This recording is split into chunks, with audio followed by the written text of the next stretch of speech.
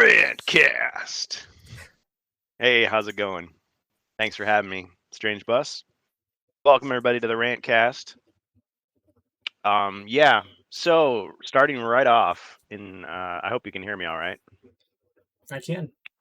All right, nice. Well, so in the world of HeroQuest, as I spoke about on my stream, I got a lot of things off my chest. We were talking about, once again, the debacle with the Guardian Knights. How Hasbro, through the subsidiary Avalon Hill, which I'm sure they've got some good people working there, but we were just pissed off about the fact that, there's so many things that we could be getting excited about, but they just won't talk about it. They won't answer people's questions in a timely manner. They don't communicate with their fans. We just had an incident where they clearly jumped the gun with leaking this new rogue of Elathorn hero collection. It was going to be like a new elf pack with just a couple of miniatures for a decent price, and it showed up on a couple websites and it went down right away. It was like, come on, man. And it was talking about pre-orders and limited stuff, and this is after Amalgamash just did that really cool video where he was talking about, he called the guy and he talked to him, and they said, it's going to be in retail, we're going to have lots of stock, it's not going to be a scalper's paradise again. And then this happens, and it's kind of like, oh man. But I'm still kind of hopeful because I'm thinking, all right, it's probably just like, you worked at a game store, you know how it can be. Like, there's certain rules you got to follow. The company tells you, okay, the product's releasing on this day, not before, and then somebody screws up. Not saying your company ever did that, but they post it too soon, or they put it public and it wasn't supposed to be, or somebody tries to sell it to their friend, and then it's like, oh, then they get in trouble. They get slapped around by the company and have to take it down. I would say That can I happen. worked for GameStop and a couple other minor retail stores, so yeah, I can agree with you on that pretty heavily. Um, but yeah, and there was a lot to talk about as far as uh, HeroQuest was concerned. In fact, I feel like your community had a lot to say this morning and this Oh, afternoon. I wasn't sure how much you wanted me to get into it. Oh I man, definitely go. want to acknowledge, yeah, I definitely want to acknowledge those guys. And the thing is, and I've said this from the beginning, my plan with my channel, HeroQuest fans, whether we're talking about the Discord, which I owe to Shadzar. He set that thing up and pushed me to use it, and I'm really glad I did.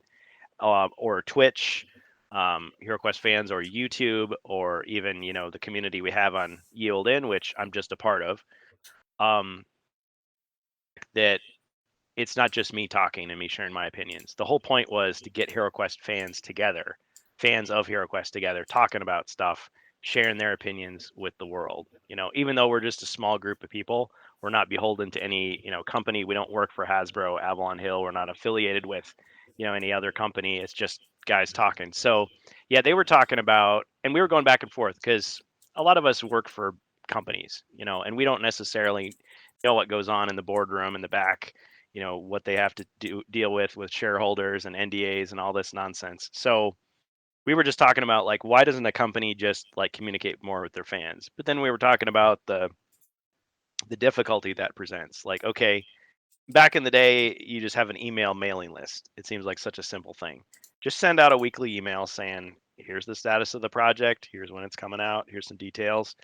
Instead, they just send out one email to everybody that has a Hasbro Pulse account. And so you're getting G.I. Joe, you're getting Star Wars, you're getting Transformers, Aliens, Ghostbusters. It's like Power Rangers. Okay, that's cool, but I only signed up for HeroQuest. I only want to hear about that. And you're not talking about it. And it's kind of annoying me. You place an order, and then you wait a whole year, and then they've got 2 updates. And then they've got a Twitter presence, and I was sounding like the old fogey of the group because I was talking about, hey, Twitter is just it's only a tiny fraction of the people you're trying to reach. And yeah, statistically, it's something like 23% of American adults supposedly have Twitter.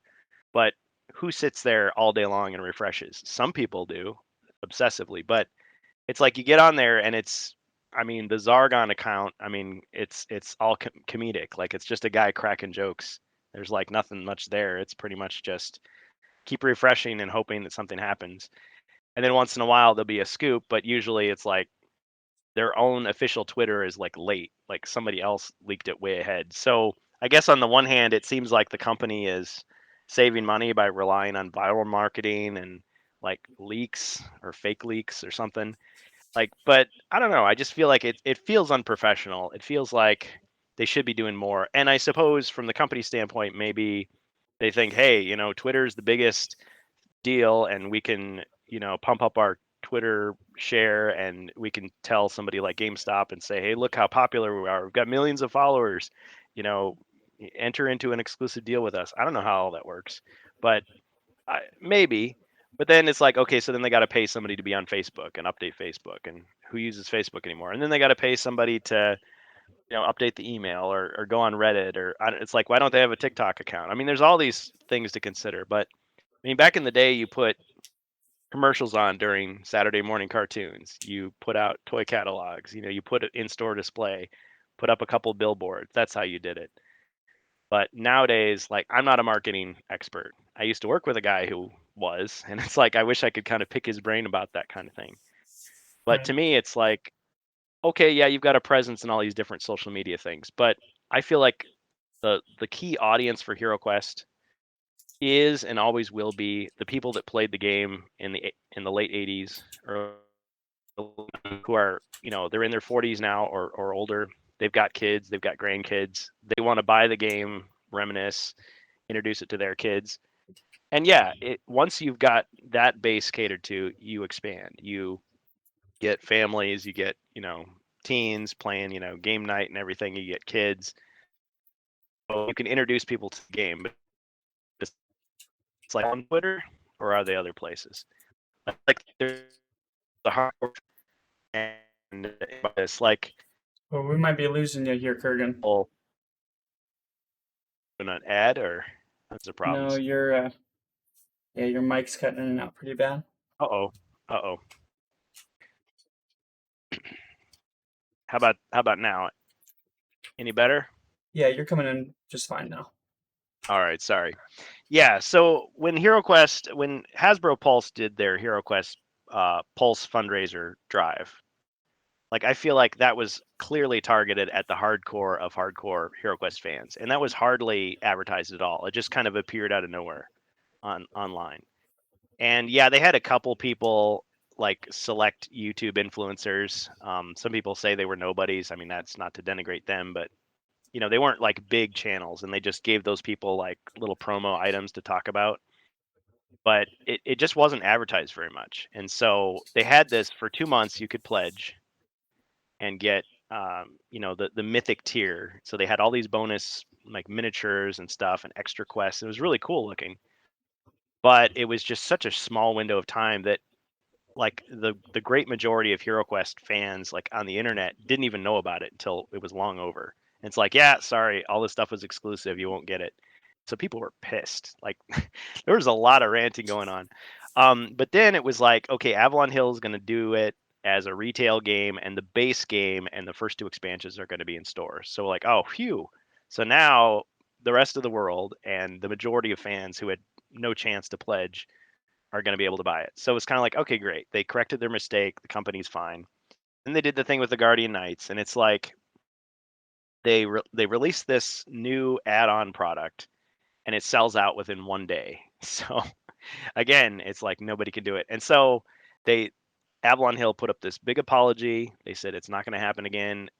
It's going to be great going forward. We're going to have lots of extra stock. It's all going to be retail. It's going to be awesome. And so signs are good. Signs are pointing to them correcting themselves. And I suppose, like, the other minor stuff, like, once the product is out, nobody's going to care what Twitter said or didn't say about the product. In the meantime, it's just people waiting. It's kind of like if you have people queued up to watch a movie, and you're like an hour goes by and the movie doesn't come out. So, like, what's the delay? Oh, we can't tell you now. Like, I'd be I'd be mad. But in this venue, for some reason, it's just considered, that's just how it goes. That's business as usual. I don't know. Some And of the other things people were saying. Go ahead, jump in, and because I'm just kind you of. you got confirmation with a lot of this with Amalgamash and stuff. Is that correct? Yeah, he actually went in. I love the fact that people from the Hero Quest fans community, which, I mean, it really is a community now, they'll just go out on their own and get stuff. So Amalgamash called you can watch the video. I forget the guy's name, but he actually talked to a rep at Avalon Hill, and he got the scoop about all this. So it was like, that's great news. I mean, why would the guy lie? I mean, it seems pretty straightforward. Way more effective than me talking to the GameStop guy on the phone for a couple hours. You know, he was just probably just like, oh man, this guy, just give me a break. I just work here. I'm sorry. Um, but then Do My Montalto, he's gotten us lots of stuff. So he monitors Twitter. I almost said Twitch, Twitter. So we have people that are on Twitter like 24/7, and if there's anything there, they'll find it for us, which I think is great. So they have people that are monitoring like the international market, watching for like listings, just anything. But I feel like, I mean, it's kind of fun, like as a fan doing that, but at the same time, it's like, look at all the links we have to go to just to get some news on a product that is coming out. You know, we got the Frozen Horror. All this stuff is supposedly going to be at Gen Con. So that's August 3rd through the 6th. I'm not going, but presumably, well, I don't even know if any of our community members are going, but I guess they'll probably live stream it like they did last year, and then whatever is new.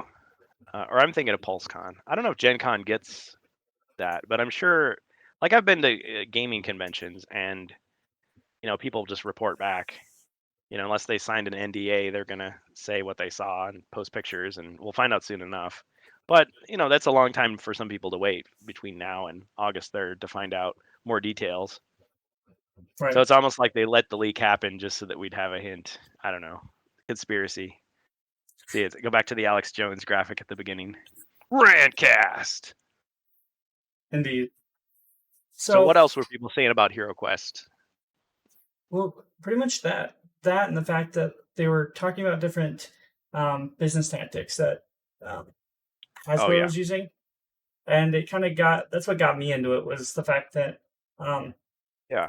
they were really Let me know. confused at the fact that Hasbro and Avalon Hill were really invested in Twitter, and I feel like the only thing that kind of uh, gets to me is the fact that they might be more invested in social media, because I think a lot of big companies do that to kind of attract children, um, and maybe they're putting all their eggs in one basket and not really focused on sending notifications or getting anything done. Maybe because of, like you said, like there might be an NDA out there right now, or there might be like a development hell aspect that somebody's not picking up. Um, like they might be having problems with something. I don't know, because you said they just released something not too long ago, and now it's just pulled back up. Like, um, Yeah, kind it's of like total radio silence. It's like, oops, we dropped this box of toys. Let me just shove this back in the bag, and you saw nothing. yes. Can So I get an update? Can't tell you now. yeah, so it kind of reminds me of like I think Intel did something like that, with like a processor not too long ago, about a couple of years back when I saw some news at a convention, and um, they had accidentally leaked something they shouldn't have. But we knew the reason for that, so I'm guessing maybe they had pushed something too early, uh, when they shouldn't have released it at all. Like maybe somebody got like some wires crossed and released um, Yeah. Well, source material that shouldn't have been released. yeah. They're human beings after all. I guess there's two different views. One is, yeah, corporations are run by just weirdos that have no clue what's going on Well, outside it's their own. Hasbro, right? Like I think it's Yeah, like a bunch they've of had old people at the top too, and tons of. Yeah, but I mean, people make mistakes. We've all worked in anybody that works a job knows you send out the email and you accidentally send it to the wrong person. It's like, oh shoot, like you idiot. But it happens. So yeah. But then the other view is, oh, they know exactly what they're doing. Everything has to have a reason. It's like it could have just been a mistake, just an honest mistake. I mean, these photos that they showed of the figures and like cars and stuff, they just look like CGI renders. They didn't look like the actual models. So it's very early. They did the same thing with the previous pack though. So who knows? all right. So we had a comment from a chat viewer. I did respond, but through text. So they're asking what this was. This is the Rantcast.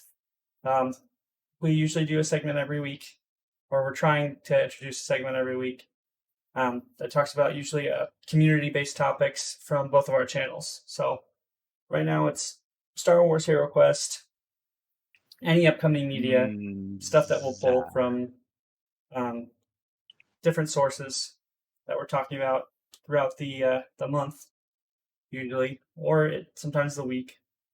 And we just talk about it. Stuff that's on your mind, stuff that grinds your gears, stuff that makes you happy, whatever. You rant about it. It brings That's your what we do piss on to a here. boil. Yeah. Doesn't always have to be upset, but um, Yeah. I mean, HeroQuest is a great community, but it's a small community. So it's kind of, I don't know, I feel like you can kind of gauge the spirit of it maybe a little easier than some things like Star Wars. Like Star Wars is so big that, I mean, you can't really have like one opinion about this is what the fans are feeling right now. Like, how do you know? Yeah, and in Twitter you get a little slice of people. It's not necessarily everybody. I mean, you can talk about HeroQuest players, like what is the target demographic? Like kids 8 to 10, pretty much. But what is the real demographic? Well, it's all the people that have nostalgia for the game.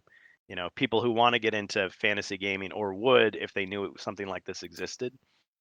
And you know, some people don't like the D&D brand. They just don't like it. They're just tired of it, or for whatever reason they're just not interested.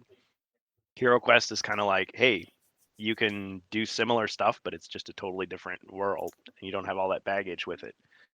So that's another thing. right, yeah, and I can agree with that. It's it can be. I think it can be tough at times. So I am. Hmm. I'm not very experienced in Hero Quest. I just jumped in, so it's to me it's not as much of a passionate topic, but I can definitely tell you that um, corporate meandering happens all around, and it's Yes. usually with big corporations the most. So I really think this is kind of a case of um, kind of like ones at the top, like older, bigger, like the older, bigger bosses that think they know um, kind of the modern day stuff. Um, and they pretty much follow a old rhetoric or an old business rhetoric, and they try to use that old business rhetoric with whatever's going on now, with a new business model, and they say, well, then let's use that and merge the numbers and try to see if this works. And usually there's somebody in there that will try to say, well, I don't think it's going to work because, we could be spreading our resources and our funding and our manpower over multiple platforms of social media. And, from what we see, like you said before, um, there are lots of older people that play Hero Quest. And that's when they get the no, you don't know what you're talking about. We need kids to buy this stuff. Let's start making the models look like this and the boards look like this, and let's start changing things up a little bit. And um, Mm. I feel that we haven't really gotten there yet, but um, I feel like if they're investing, like you said, somebody said in your community that they were pushing more into TikTok, and according to statistics and numbers, it's mostly younger people that are on TikTok, and Yeah. unless you're wanting your 16-year-old daughter to invest in a Hero Quest, which if you are a female that plays Hero Quest, that's cool. But I'm saying, um, according to a lot of the numbers here, it's not their demographic. No. So it's like me trying to push ice cream on someone that might be lactose intolerant. Hey, Well, we got this lactose-free ice cream now. It's yeah, awesome. Try it. I they could eat it. They could be interested in it. They could eat it, but they might not, Yeah. feel good afterwards. I Yeah. I think I yeah, go ahead. Sorry, finish your thought. I wanted to comment, but I I think that pretty much at the end of this, like when it really comes down to it, is um I don't think HeroQuest is their main flagship. it's like you're saying Transformers, they have Star Wars Mhm. toys, so they've probably spent a lot of money getting licenses from Disney or whatever the hell they need to get in order to be able to sell those. Um, and they've spent a lot of money on their main toy lineup. So when you're getting stuff from for HeroQuest, it's they're thinking it's either a dying breed or it's something that makes them little to no profit. Um, Yeah, we're like the budget title pretty much.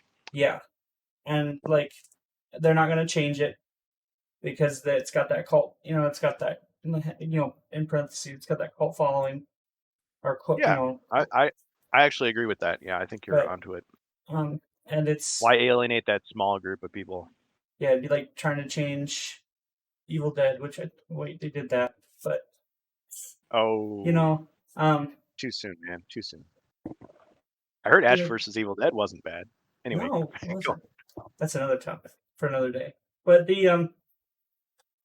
Rantcast. but yeah, you've got a formula that works and that people who grew up with it enjoy it, and it's kind of the same old with a lot of things. If it's not making them a lot of money, they're not going to change it because they don't want to lose the money it's making until it dies, and then when it dies, they're going to Yeah, reboot too it. big of a risk. Yeah.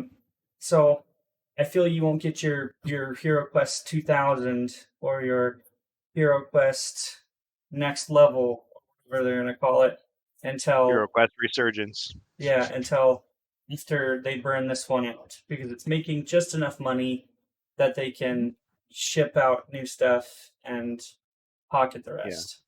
So the 60th anniversary of HeroQuest. Then Yeah, we'll see what happens. yeah, yeah.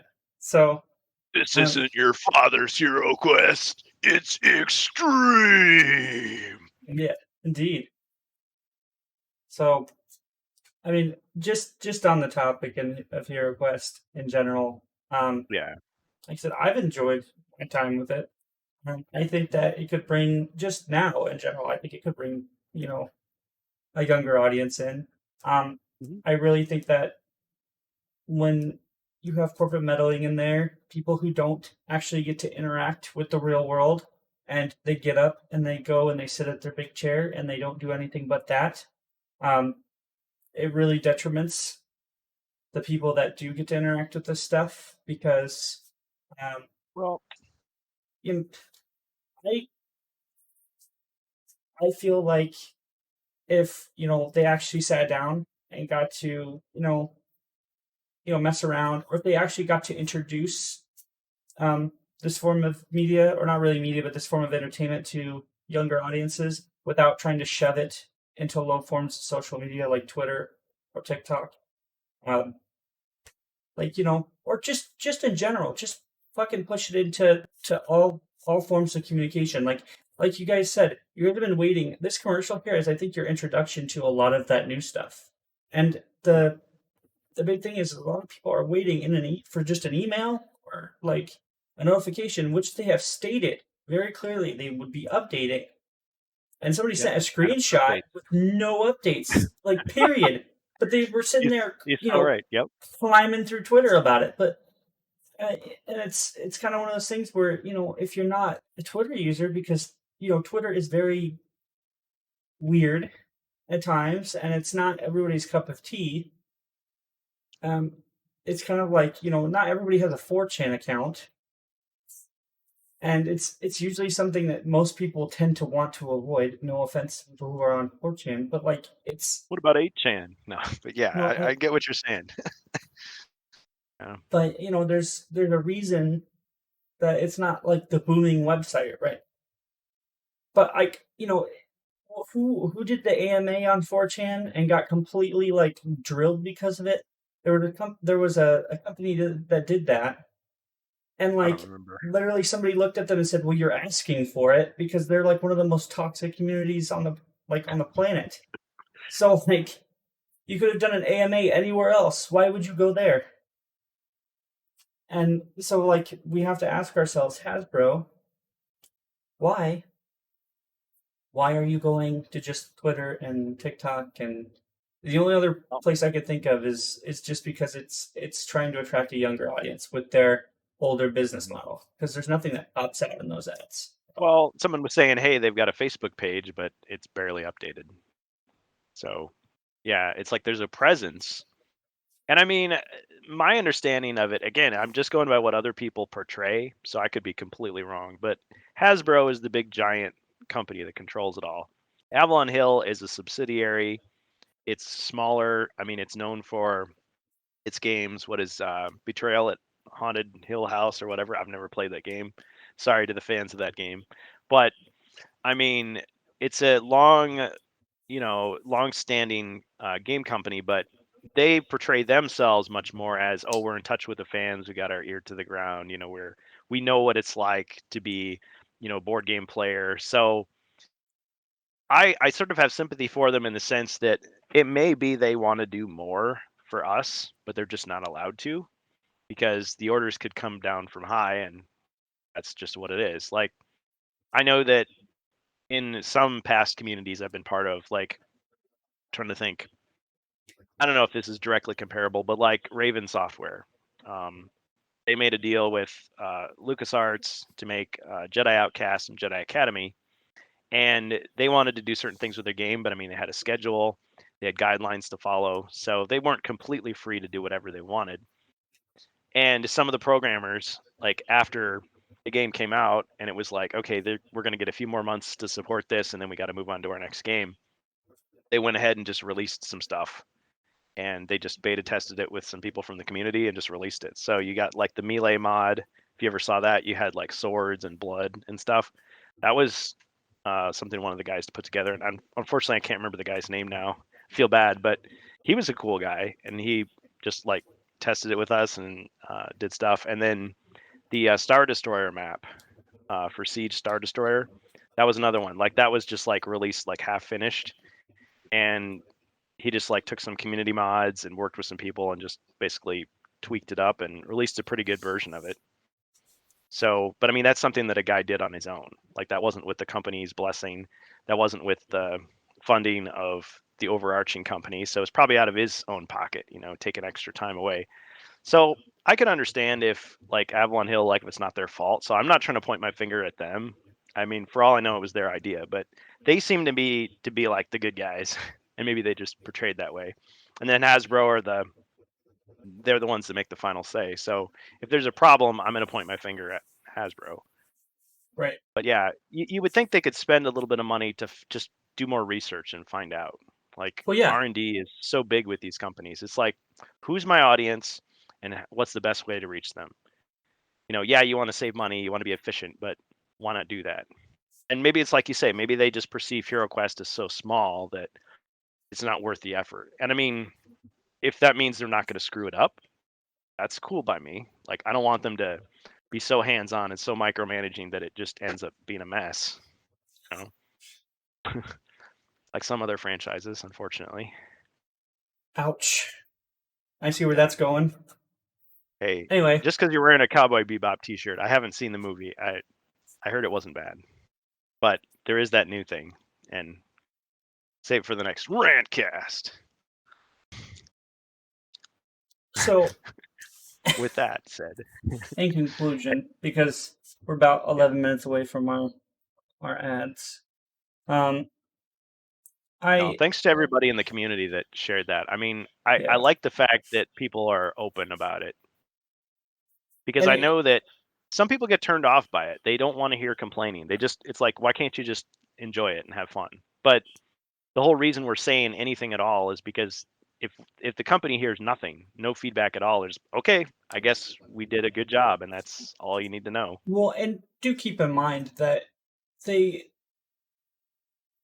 some companies do take shortcuts, and like with a small child, you do need to kind of like remind them that we are people as well, and we're not gonna buy like cut rate garbage at a high Yeah. price. And Yeah. like I feel like Like sometimes, Hasbro's my parent and I have to make them feel good. So I'm just yeah, gonna buy their product, even though I know it sucks. Like, no, no, no.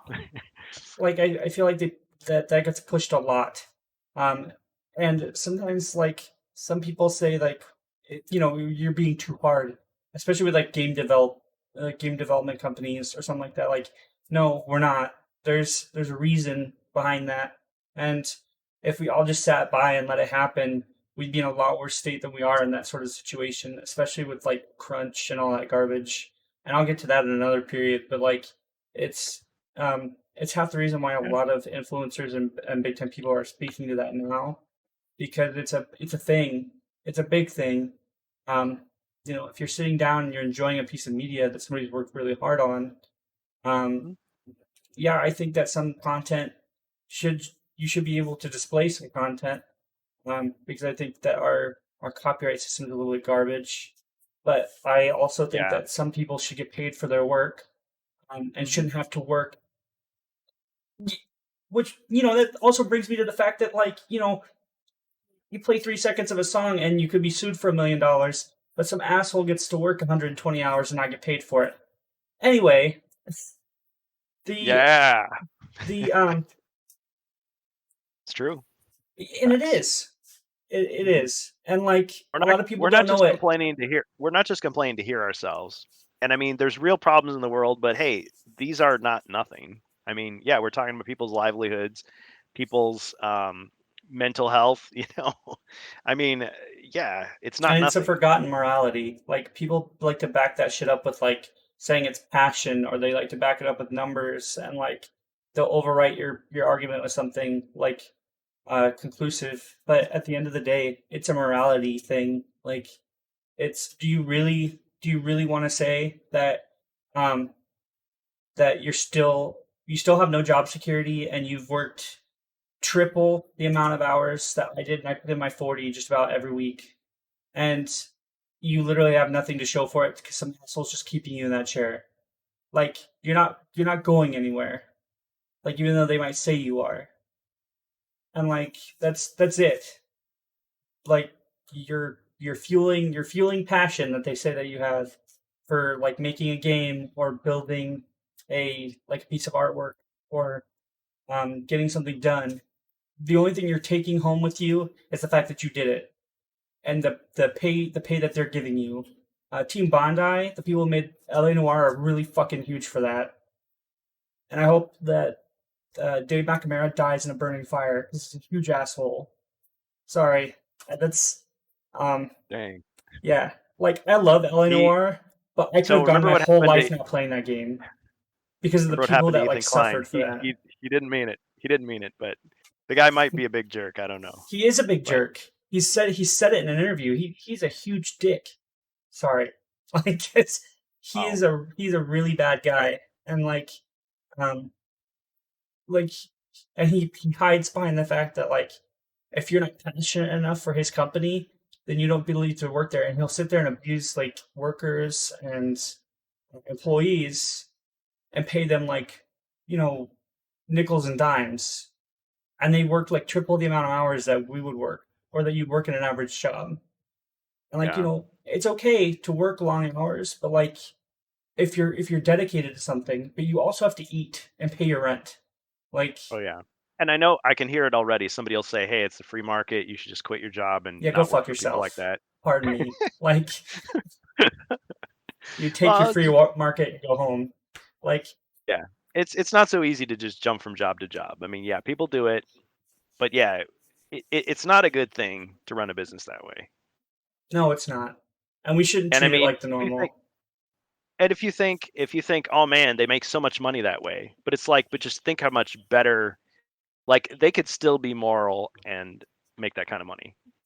And I don't mean like like you could go into the whole thing about a company saying, "Oh, well, we care about the environment because we planted a bunch of trees and we had a parade and we care so much." And then when nobody's looking, then they just screw over their employees, screw over their customers, and just act You like mean jerks like anyway. Bobby Kotick, who's CEO of Activision, who, they say he's a philanthropist because he just donates $1,000 randomly all the time. And without his donations, people would be suffering. But he sits there and like fires people all the time and treats them like human garbage, and probably It's does like the other crap he's never been caught for. Well, the old trope was the robber baron. You get to the top and you get your money by just stomping on everybody and just being a total cutthroat, uh, villain. But then you feel so guilty about it. You're like giving money to charity and like building like hospitals and schools. I mean, I don't know. I guess it's nice that you do good things, but yeah, why did you have to swing one way so far?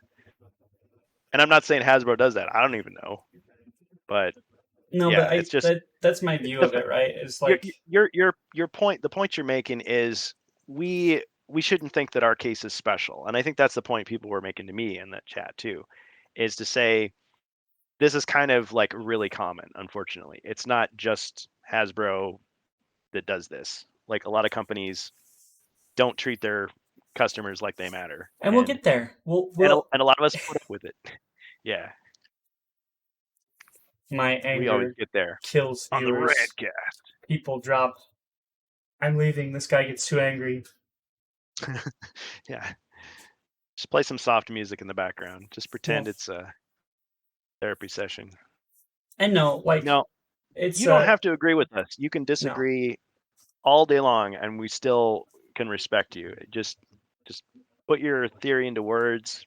You know, I talk it I want out. to make it very well known that I have a very aggressive view on certain like CEOs and big time people, but like if you have a different view on that, it doesn't matter to me. Like that's okay. Like it really is. Like I don't have a cutthroat um opinion on the fact that like you think that like people should be that way. It's what makes not only like our country great, but it like helps like people should have diverse opinions and be able to back that up with certain facts or understandings and like I it's how I would learn. So if I'm Yeah, like obviously wrong about something or if I'm ignorant about something, which I know a lot of the times when I go into like stuff like this, I can be, but like that's not going to stop me from speaking about it.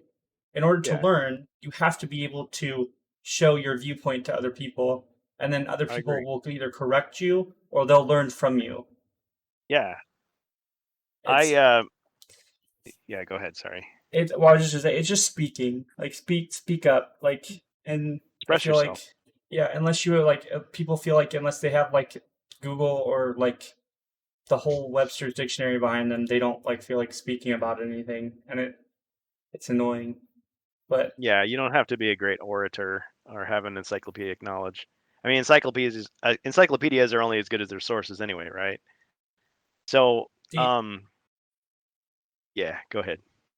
no, I was agreeing with you. I said yes, indeed. Yeah. Oh, yeah. So I compare it to, so if you want to use a gamer analogy, think about playing video games. Like let's take Jedi Knight, for example. Really high learning curve for a first person shooter when you think about it. The whole Hmm. series, really. Let's say, think of the echo chamber. You're talking about ideas. Let's say that you only play against people that play a certain style. Like that's all you play. Okay. And after a while, and let's say you play just the same people, you get to know them, you get to know exactly, like you can almost predict what they're going to do. I mean, they can predict what you're going to do, but it's like, okay, so you've got this core group, and maybe you're really good with those people, but you don't know until you step out of that what's going to happen. Like, what if you run into somebody that has a totally different style, totally different tactics? All of a sudden, you're like, oh crap, what do I do? You have to be able to quickly adapt to what they're doing, and maybe you won't be able to, your old style won't work in that situation. You'll have to change to you know go with that. So kind of like with ideas, like maybe you've got this outlook and these ideas, and it's like, man, I've nailed it, I figured it out. But then somebody comes up and says, well, wait, what about this? And you're like, oh crap, I didn't think about that. And Yeah. so yeah, you either modify the theory until it works, right, or you abandon it in favor of the new idea, because all of a sudden they've turned your world upside down. So yeah, you definitely need that. Even if you can't stand those people, the fact that you expose yourself to that, or you allow it to happen, rather than just, yeah, I just need to shut those people down because they piss me off. Like people do that, or they exclude themselves and say, okay. I mean, yeah, it's like you could say, oh man, 4chan sucks or Twitter sucks, like, but what if there's something there that you're missing out on? Like you could say, okay, I'm going to go seek it out. I'm going to listen to those people for a while and see if it changes anything. Maybe I'll go back and say, yeah, I was right. They're wrong. But on the other hand, you could try to join a community, and if they force you out, it's like, well, I guess I can't really be part of that. For me, I mean, I just see what other people report, so I can't really comment on it very much. But from what I hear, it makes me feel like I don't want to be there, which is bad because not that my ideas are that great, but it's like they're missing out on my ideas. I'm missing out on their ideas. Maybe we could have had a conversation. Maybe we could have created something together, and now that's gone because there's this hostility or this suspicion or fear there. Right. So, yeah. I mean, with the HeroQuest thing, I know that there's people who play HeroQuest specifically because they hate D&D. Like they don't like D&D at all. They don't want to be part of that community. They don't want to play HeroQuest. But I've played with several people who are hardcore D&D fans who are really, courteous, really like open-minded. We had great games together, and they didn't. I mean, even if they thought it, they didn't say it. They weren't like, oh man, this sucks because it's not the game that I play. So you get people that are territorial, but you get other people that are open-minded. People who, yeah, maybe at the end of the day they won't agree with you, but they'll still give you a chance, get your idea out.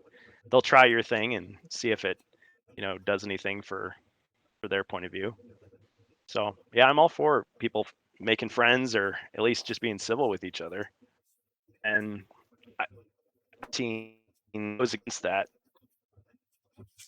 All right. Well, we're getting real close to ad time, about 3 minutes, 26 seconds in. So I'm going to go ahead and Thank you. plug you Yeah. in real quick. We still got a little bit more HeroQuest to talk about, I think. But real quick, I'm going to go ahead and once again announce you here. If you like the Rantcast, or if you checked out our previous episode and you like it, you just don't know what to do, if you want to check out an next episode, you can either follow us here on Twitch, follow the bus, and HeroQuest fans. That's twitch.tv/HeroQuestFans. Or you can catch us on YouTube, because these episodes are probably going to go out to YouTube here. That's the Strange Quest on YouTube, or XSC3, home of HeroQuest fans. That's where you can catch us there. And yeah, we'll go ahead and we'll be right back here after this ad break. And don't go away. Hi, welcome back to the Rantcast. Once again here, if you're just tuning in, my name is Josh, aka Strange Bus. I'm joined by my co-host here, Kurgan, aka HeroQuest Fans.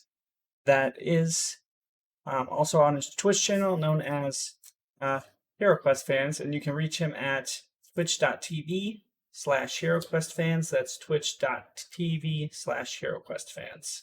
Also known on YouTube as XSC3, home of HeroQuest Fans. Thanks for posting that in the chat, because it is a tongue twister.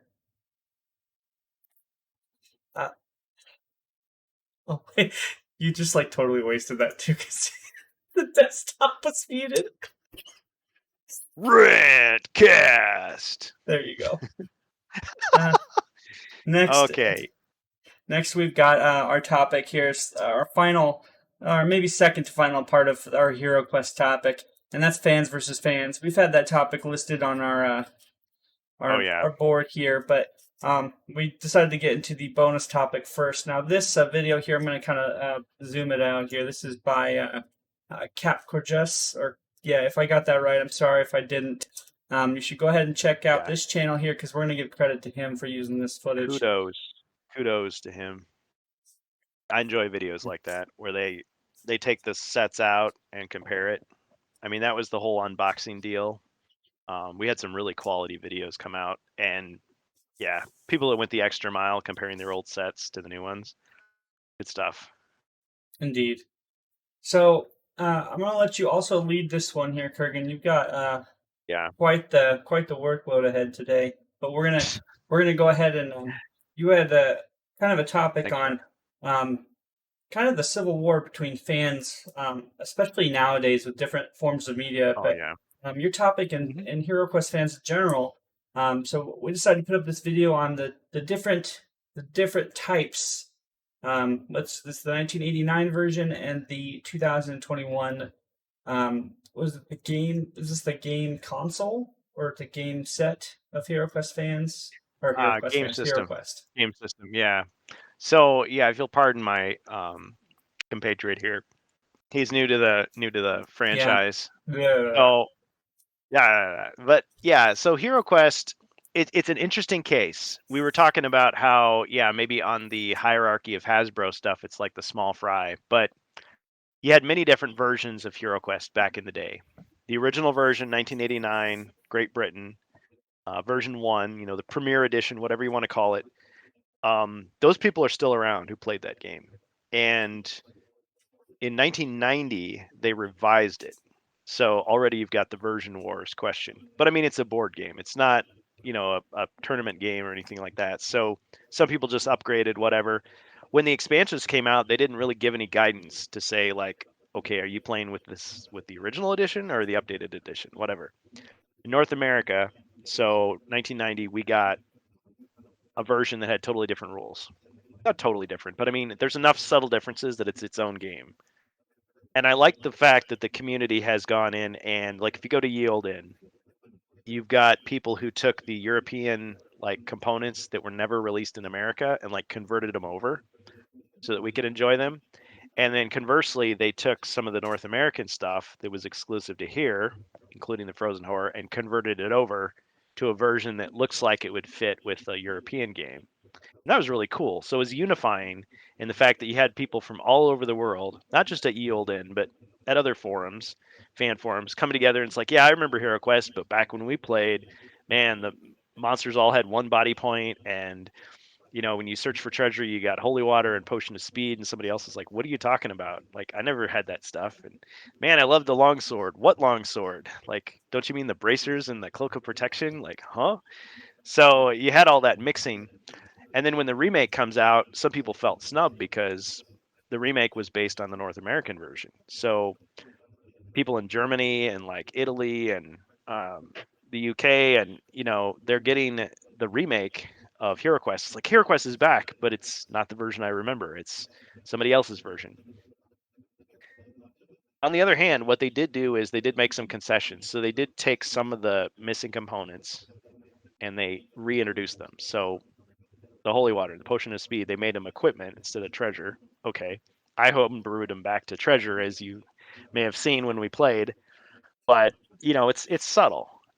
And they use the equipment deck instead of the armory board. Um, things like that. And yeah, the Frozen Horror expansion is the first one that's being remade, other than Keller's Keep, Return of the Witch Lord. So those first two, Keller's Keep and Return of the Witch Lord, were released in the world. These Frozen Horror and Mage of the Mirror were only North America. So if they ship those out to the rest of the world, yeah, that's going to please fans who never got a chance to play those. But if they never get their packs, Wizards of Morcar and Against the Ogre Horde, they're probably going to be sad and feel slighted. Um, so there's that. Now, the other thing with version wars or fans versus fans, it's controversial because I don't want to bash my fellow fans, but I'm not so much bashing them. I'm just highlighting, I guess, the problems that can happen. So on HeroQuest fans Discord, I love it because we have these talks, but sometimes I feel like after we're done talking, like I have to like take people aside and be like, hey, you know that we were just getting excited, right? Like I'm not like actually hating on anybody. Like I'm not mad at you, and I want you to keep it up. So, and I don't know if I need to do that, but sometimes I wonder, like, are people going to take it personally? Like if I, express my opinion like really strongly and argue a little bit. But maybe that's just the state of the internet, the way it is today. Like people just either they feel like they should be agreeing, or it's a flame, out and out flame war. There's nothing in between. And I think you can have a great argument with somebody and have a brew with them afterwards. Like it doesn't have to be a personal thing because you're just talking about a game. I mean, it's not life and death. But the fans versus fans thing. So one thing we talk about is like the rules in HeroQuest are a little vague sometimes, to say the least. And the good thing about HeroQuest is it's really easy to kind of just riff on it, use your imagination, improv. I mean, Shadzar talked about this in the realm of D&D. So since I don't play that game very much, I can't really say how much it's like that. But if you dig deep enough in the rules, it basically says you can just do whatever you want. I mean, You just kind of make it up as you go along. You try to stay consistent. You try not to cheat, but I mean, it's not like it has to be in black and white in a certain book for it to be part of the game. Like you can make it up.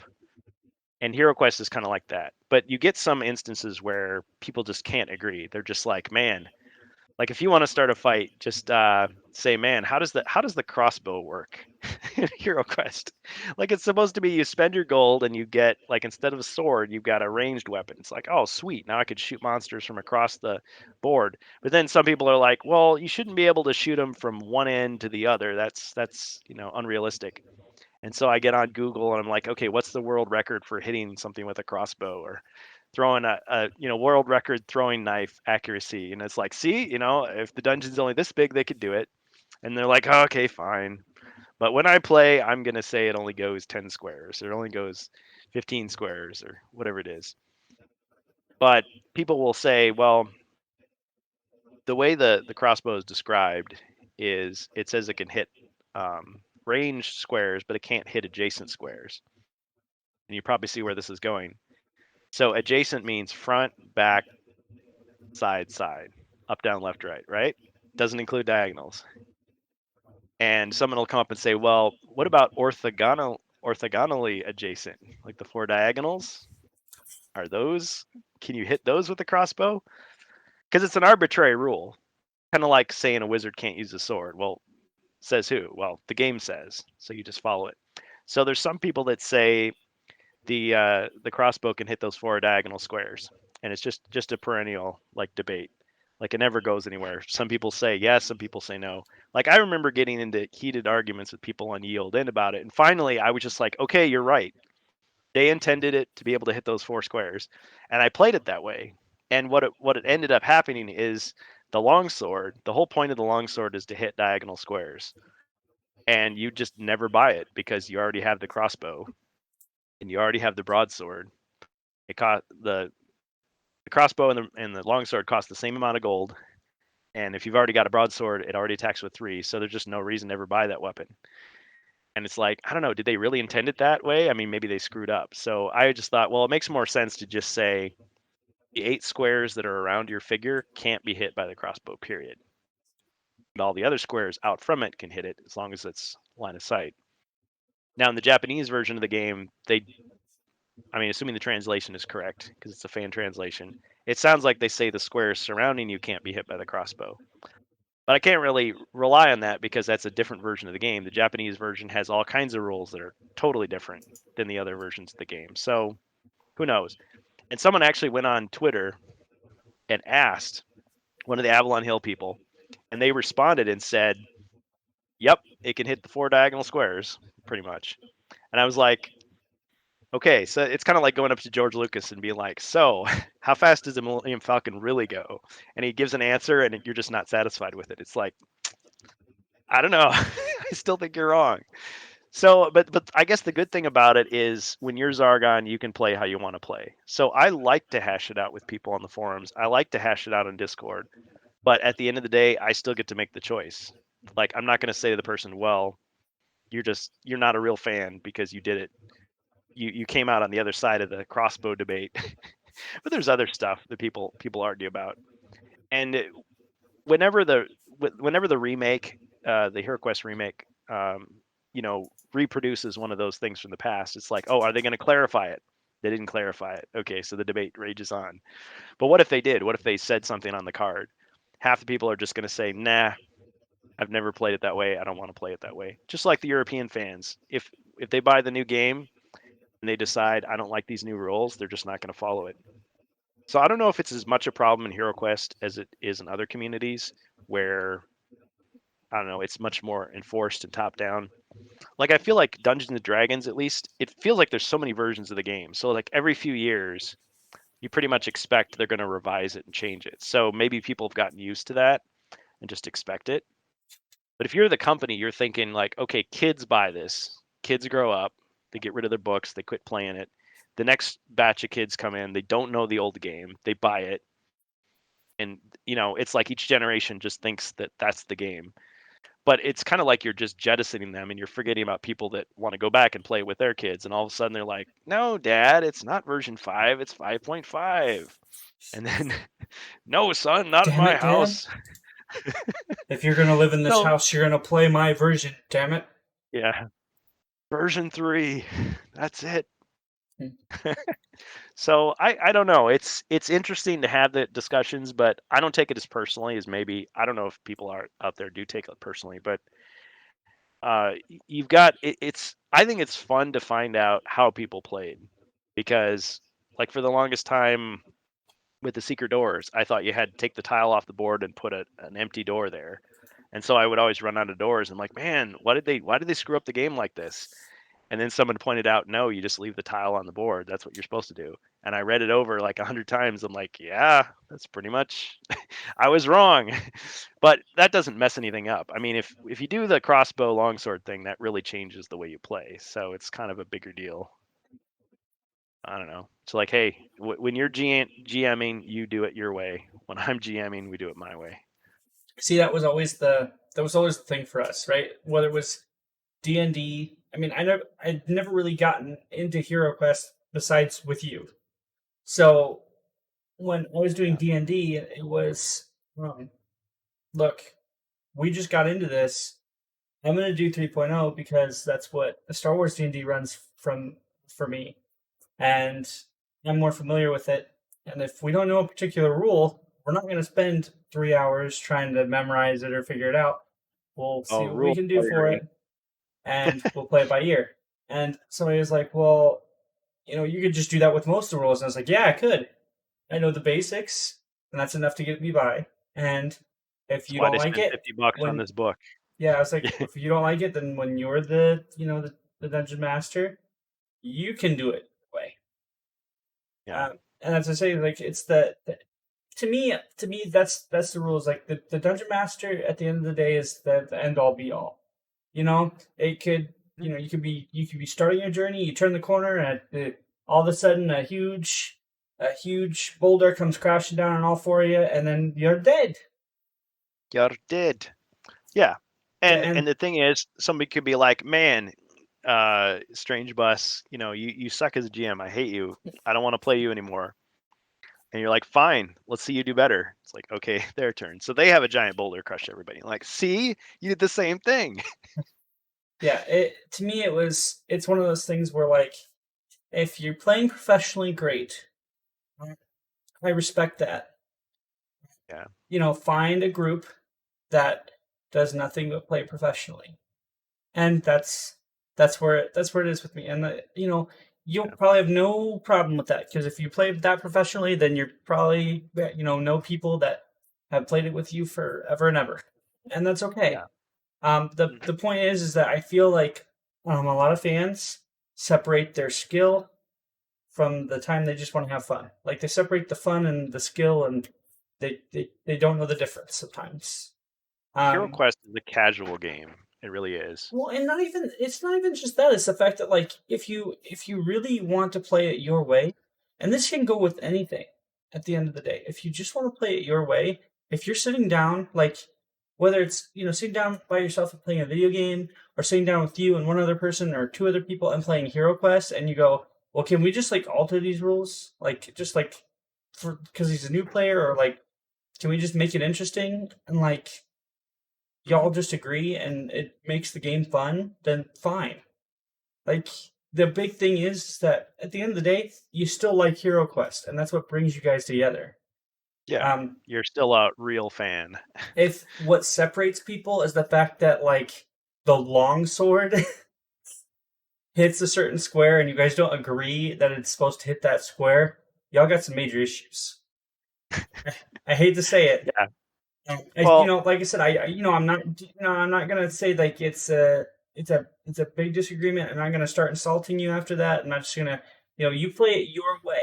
If that's what it does, that's what it does. But yeah. like at the end of the day, everybody's gonna have their different way of playing it, and if they're coming over to your house to play Hero Quest, then Yeah. they can do that. Yeah. If you're Well, coming over to my house, then I'm the DM and those are Yeah. my rules. Well, and I'll even say that to people. I'll say, "Hey, when I'm at your game table, we'll do it your way." Like that's how it is. Because yeah, you could have somebody who was just so dead set on it, and be like, "Okay, if I'm standing here, can the crossbow hit me?" Yeah, can. Okay, well then I'm not playing. Like most people that I have ever played with, in fact, I would say all the people I've ever played with in HeroQuest, and if I said, "Okay, yeah, we're just going to agree from the start, it's going to be this way," they'd be like, "Okay." Like they'd go along with it. And I feel like they are open-minded like that. I think the debates happen in between the games. And I think that's where they should happen because yeah, we've got a GM channel on Discord and it's like people just put forth a question. How does this work? Or how do you think I should do this? People express their opinions, they argue about it, but in the end that person walks away and makes a decision. And that's Yeah, cool. Rather than on the at the table. Like you're not going to have players, rules lawyer and go, well, it says here, it's like, dude, we're doing it this way this time. Okay, can you just go along with it? Whatever. Like you don't want to have people interrupting the game to argue about the rules. And I think this was a point Shadzar made, and I agreed with it on his channel, talking about like Gary Gygax. Like he really wanted things his way, but when you dig deep enough, he's just like, yeah, at the end, the GM decides. And if you don't want to buy all these books and you just want to make it up, go for it.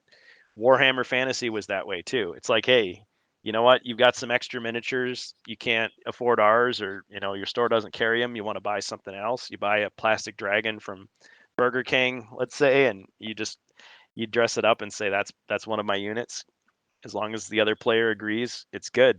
And 40K was like that early on.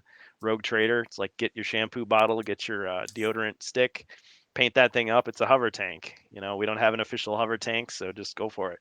Nowadays, you could say maybe people are more snobbish and just say, nope, you can only use the official miniatures, and it's got to be this edition and all this stuff. And I don't know. I'd rather be in a community where it was more loose and free like that. Like I didn't know that. When I was a kid, I didn't know. I just thought you have to play the game the way it is.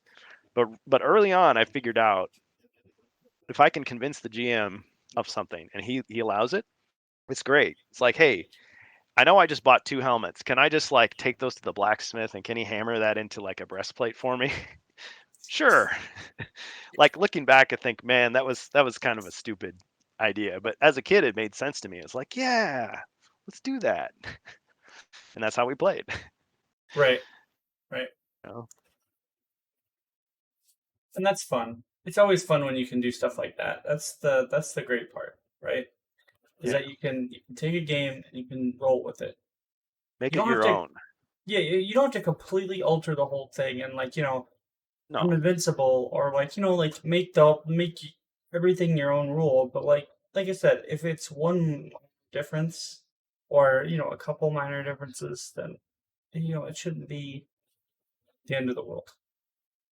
It's kind of like when you get a video game. Like there have been a few video games where I see them and go, that seems kind of bland. I'm not that interested in it. But Mhm. then I saw like some awesome mod that someone made, and I was like, oh hell yeah! Now I'm getting that game for that mod. Or you're playing a like I'll just use an example like Double Dragon on the NES. Man, I hated that game. Like at the time, I loved the arcade Double Dragon. The NES version just was just such a pale imitation, in my opinion. I mean, the versus mode was kind of fun, but man, what I loved is getting out the Game Genie and just trying out cheat codes and just doing weird stuff with it. And sometimes messing around with like cheat codes and mods with a game is really awesome. But usually, I want to start with the base game. It's like, what was the game intended to be like? What's the basics? What's just the most obvious interpretation? And then, yeah, if after a while I get sick and tired of something, like our Jedi Knight session, think of that. I mean, some of those guys were like, man, people complain about the concussion rifle, like you can't find it because somebody's hogging it. Let's just play a map where everyone starts with it. I didn't particularly like that, but I could see like that's one way to get around that. And if everybody's having fun, great, you know, you It's a go good with it. solution. I mean, and then at the end of the day, if you don't like it, they're always Yeah. playing other modes. So Yeah. Like, I want a version of Canyon Oasis that has extra mines. Like, maybe I should play that. You're a mine hog. I love the mines. You know, nothing like rounding a corner and hearing that distinctive Giddy sound, boom. and you realize it wasn't just one or two; it was 30. If you ever Yeah. watch this guy play JK, it is probably the funniest thing in the world because you'll see him like run past you at super speed, and you'll just see a bunch of mines fly past him. Click, click, click, click, click, click, click. Yeah, and I realize like my strategies aren't gonna beat somebody who's just really good, but I don't know. It's how I had fun playing back in the day. It was just trying to be unpredictable, and yeah, sometimes it annoyed people, but I don't know. Sometimes you need to psych your opponent out so that you can get a hit in on him. I mean, if he's in a perfect flow and you're not getting through, if you're being too predictable, you know, it's just never going to go well. It's like might as well try something. Indeed. Yeah. Real quick, guys.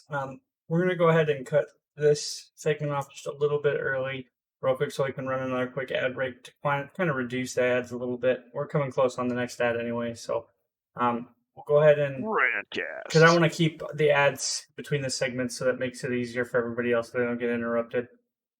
Make sure everybody gets that content. Let me go ahead and we'll take another quick BRB, and we'll be right back after this. Just real quick, I want to remind everybody, if you do like the content that you're seeing and you're not followed yet, following is a quick way to get notifications on when we go live. So you can go ahead and follow me here. That's the Strange Bus. Or you can go follow Kurgan over there. That's twitch.tv/HeroQuest You can also catch him at YouTube at XSC3, home of HeroQuest fans. We'll be right back Heck here yeah. after this quick ad break. Don't go away. A huge challenge. The love of the sport. All right. So our next topic, and I'm gonna change that here right now because I had.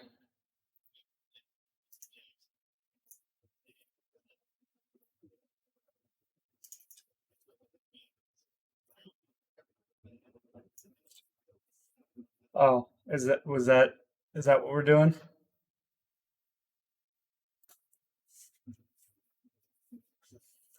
The mysteries of the riff. Okay, so we'll kind of start with mysteries of the Sith, I guess, the good, the bad, and the ugly. Um,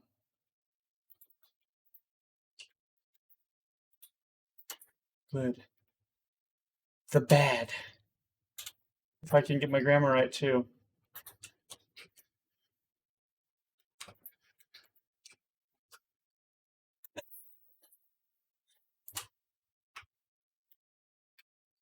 Mysteries of the Sith.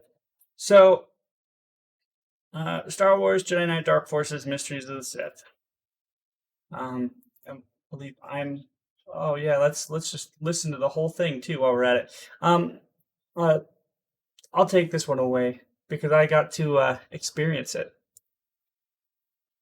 You about you about not when it first came out. I had the jewel case, but it was I never actually got a chance to play it when it first came out. I got it. It was bought for me, but I had like some issue with my computer, and my uncle had it and played it. Then I just never got it back.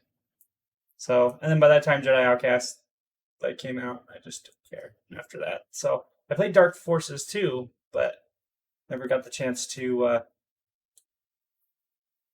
play Mysteries of the Sith. No, unfortunately, until recently, of course. Yeah. So I got a lot to say about this. So I definitely don't want you to miss out. So what do you think of it so far? Because you've played. I take it you've played Jedi Outcast or Jedi Academy the most. You got started in Jedi Outcast. You played the original Dark Forces. You played Dark Forces 2 Jedi Knight. And Mysteries of the Sith.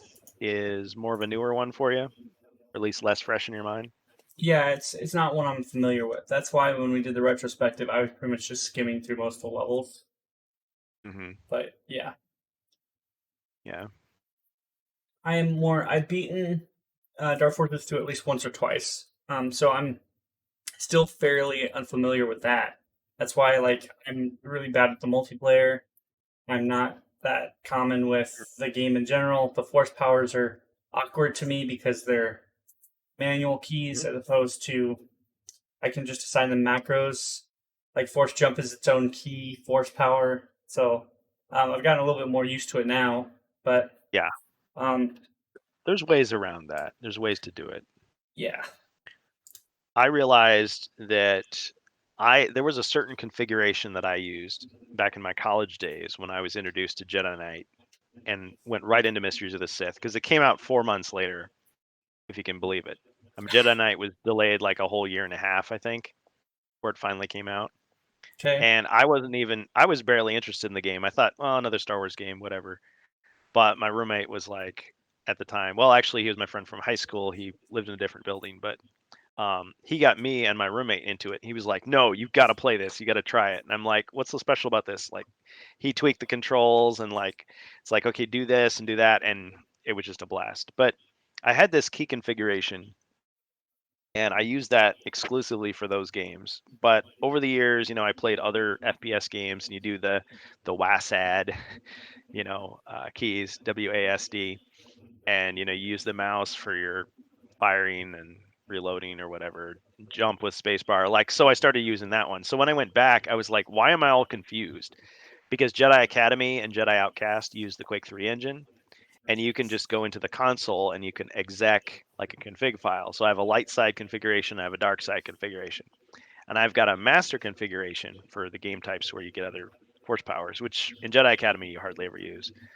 But let's say you're playing Siege and you switch classes, you're like, oh shoot, it's a different character configuration. You can just exec the file.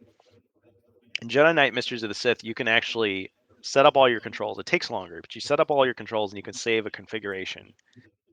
And then you can load configurations. So what I was doing recently, I haven't finished it yet. I was going to do a So dark side, light real side, quick, and sorry, then we have yeah, sorry. so N's still in chat, and Oh shoot, yeah, we're he supposed to be watching. stated that I apologize.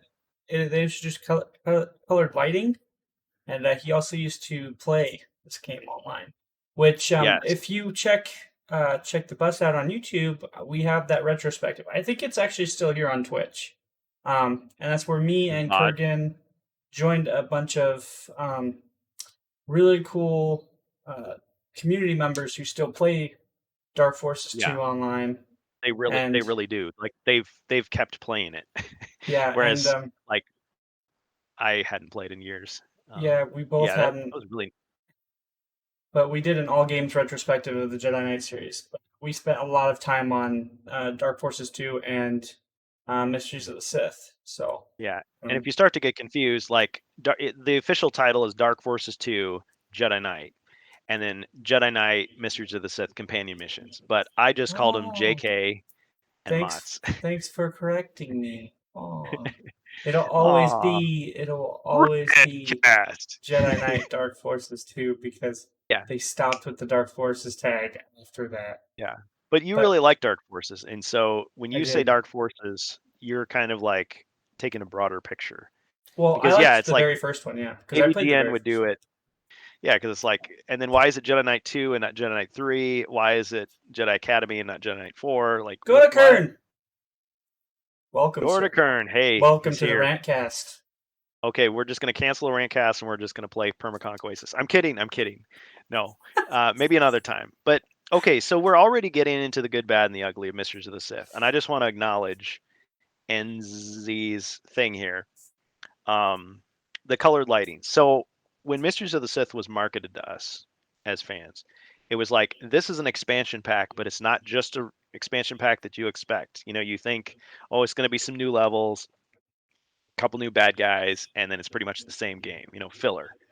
But they're like, oh, we're updating the engine. There's going to be colored lighting because that was the big deal about Quake 2. Quake 2 had Battleground Jedi. See, Gorda Karn is a great saberist, He's so the that's what guy he's that we talking did about. the retrospective with, by the way. Yeah, And I so, was. I'm still amazed at his skill with the lightsaber. hey, you Yeah, mind if we join your chat? Yeah. So, what we can do, go to print is if you want, we can bring you on for the guest. We had Comrade Polsky scheduled, but it looks like he might be in for a work emergency. So, yeah, let's go ahead and we'll bring you on after the next ad, if that's okay. If you still have that yeah, time, we'll go ahead and bring you on for the next ad. And if Comrade Polsky still has the yeah, time to join in, we'll have him yeah, slotted in afterwards. yeah. Because I definitely like to hear the opinions. So with me, like with playing Mysteries of the Sith, like I immediately saw the cosmetic differences. The colored lighting I thought was cool. Some people didn't like it because their video card couldn't support it or it slowed everything down. The sound effects were at a lower quality, like they were lower resolution than Jedi Knight, and so immediately people were mad about that. And nowadays there's mods out that have higher quality sound effects. Another thing people noticed was Jedi Knight. They went way over budget with that game, making those live action slash CGI cutscenes with Jason Court and everything that we love, like the mini movie. Well, Mysteries of the Sith just used these like really low quality like game engine cutscenes, or just the in-game models, and they just look really really dated now. I mean, they looked bad back then. So I hear that criticism for the cutscenes. They also had some different voice actors than the originals. I think they did a fine job though. But the other thing that people complain about is they say, well, in Jedi Knight, Dark Forces 2, you could choose the dark path or the light path. Wasn't that cool? You could be a dark Jedi because they weren't calling them Sith, or you can be a light Jedi. Mysteries of the Sith, you don't have that choice. Sorry, spoilers. But there is, I mean, I think it has a decent story and it is a challenging game. Now, I acknowledge a lot of people only played single player, they didn't play multiplayer. A hardcore community, multiplayer players Uh got oh, used to that you got style, robot and then, again. You went robot again on us. huh? Said you went robot again on us.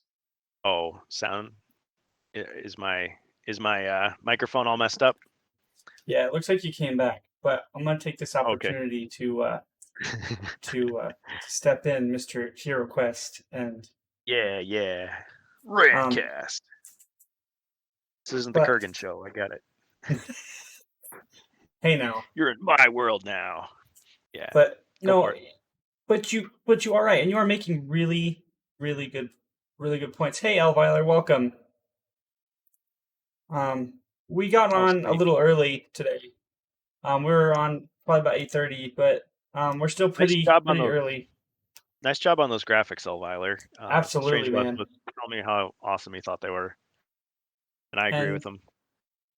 but yeah, you do make really good points. To me, the difference between Mysteries of the Sith and um, Jedi Knight, I'm just gonna call it Jedi Knight, but the difference You can between call these it Dark two, Forces. but anyway, the difference between these two is there are the big differences, but they don't differ in the gameplay for me. I really enjoyed Mysteries of the Sith when I got to play it, and when we did the retrospective, I got to enjoy it even more because there were people who not only like I got to talk to who experienced it, even though they didn't experience it as much with in relevance to Jedi Knight, but I still liked playing through it. Now I still haven't beaten it. I did the retrospective where I kind of like you know played a little bit of each level, got to get a feel for the game, but besides the fact that that the sound quality was a little lower, and you had those cutscenes, and then you had the nasally. I guess I called it nasally Kyle, Mara, but Ara, yeah, good to see you. it was fine. It had its own little story. Um, it kind of put itself in its own world, and it was cool. You know, there were no, like I said, in this time when this game came out, there wasn't a whole lot of this stuff happening. So um, it was fun. And I also want to give credit to the people we are pulling this video from because I pulled my video, but it's got my camera all over it. Yeah. Safety Clink. Go If you want sub, to, yeah, if you want rate, comment, subscribe, to check it out yourself, smash go the check out like Safety button, Clink. ring the But bell for yeah, notifications. Yeah, thank you. Mysteries of the Sith was very very interesting, and um, you also had that Rancor battle as well, which had I got a chance to play it when I was like early on, I would have probably, like I said, had a probably not got past it, probably gotten too scared as a child to Okay, play through what it. you're seeing right there on the screen, this comes to another point. Not to cut you off. Oh, you're good, man. Yeah. Sorry, Elviler. So another thing that some people complained about. So I'm starting with the ugly, the bad. Um, the fact that there's no dark or light side in this game. Even though they talk about it in the story, you can have dark side and light side powers. You can mix them together, which actually Jedi Outcast did a similar thing. I mean, you could use grip and lightning, and you can use healing and persuasion. Um, so they did that. So some people didn't like it that they took away the force binary, pretty much. I mean, you could still tailor your force powers. A lot of the mechanics of the game are still there. You find secrets, you get more 4 stars. Another thing that was brought up, and this came up in our retrospective too, is there's people who don't like Mara Jade as a character. They thought, oh man, people only like her because she's good looking and whatever. She's Lara Croft. Boo. Like, I don't. I mean, I didn't hate the character, but the problem is like there's the expanded universe is so big. There's so many stories, and there's many different authors. So if you don't like the way the character is portrayed in one book, you might like them the way they're portrayed in another way. I had only read the Timothy Zahn trilogy and maybe a couple of the comics before I played this, so I only had one picture of the character, and I just kind of set that aside. I mean, if they say she's a smuggler because that's the game. And I didn't think she was bad. I mean, yeah, part of me was like, oh man, I want to keep playing as Kyle. I want to, Kyle Katarn, follow his story. Someone could have a problem with Kyle Katarn. They could say, hey, what about Dash Rendar? Actually, Shadows of the Empire came out before Jedi Knight. I was wrong. I was wrong in the last stream. I thought it came out first, but actually, since it was delayed, Shadows of the Empire came out earlier on the N64 and Windows. Another thing, and this is going to be a spoiler. Sorry, Strange Bus, just plug your ears here. I can't. I have The, earphones on. oh You talk. shoot. Okay, well, the last portion of the game, people.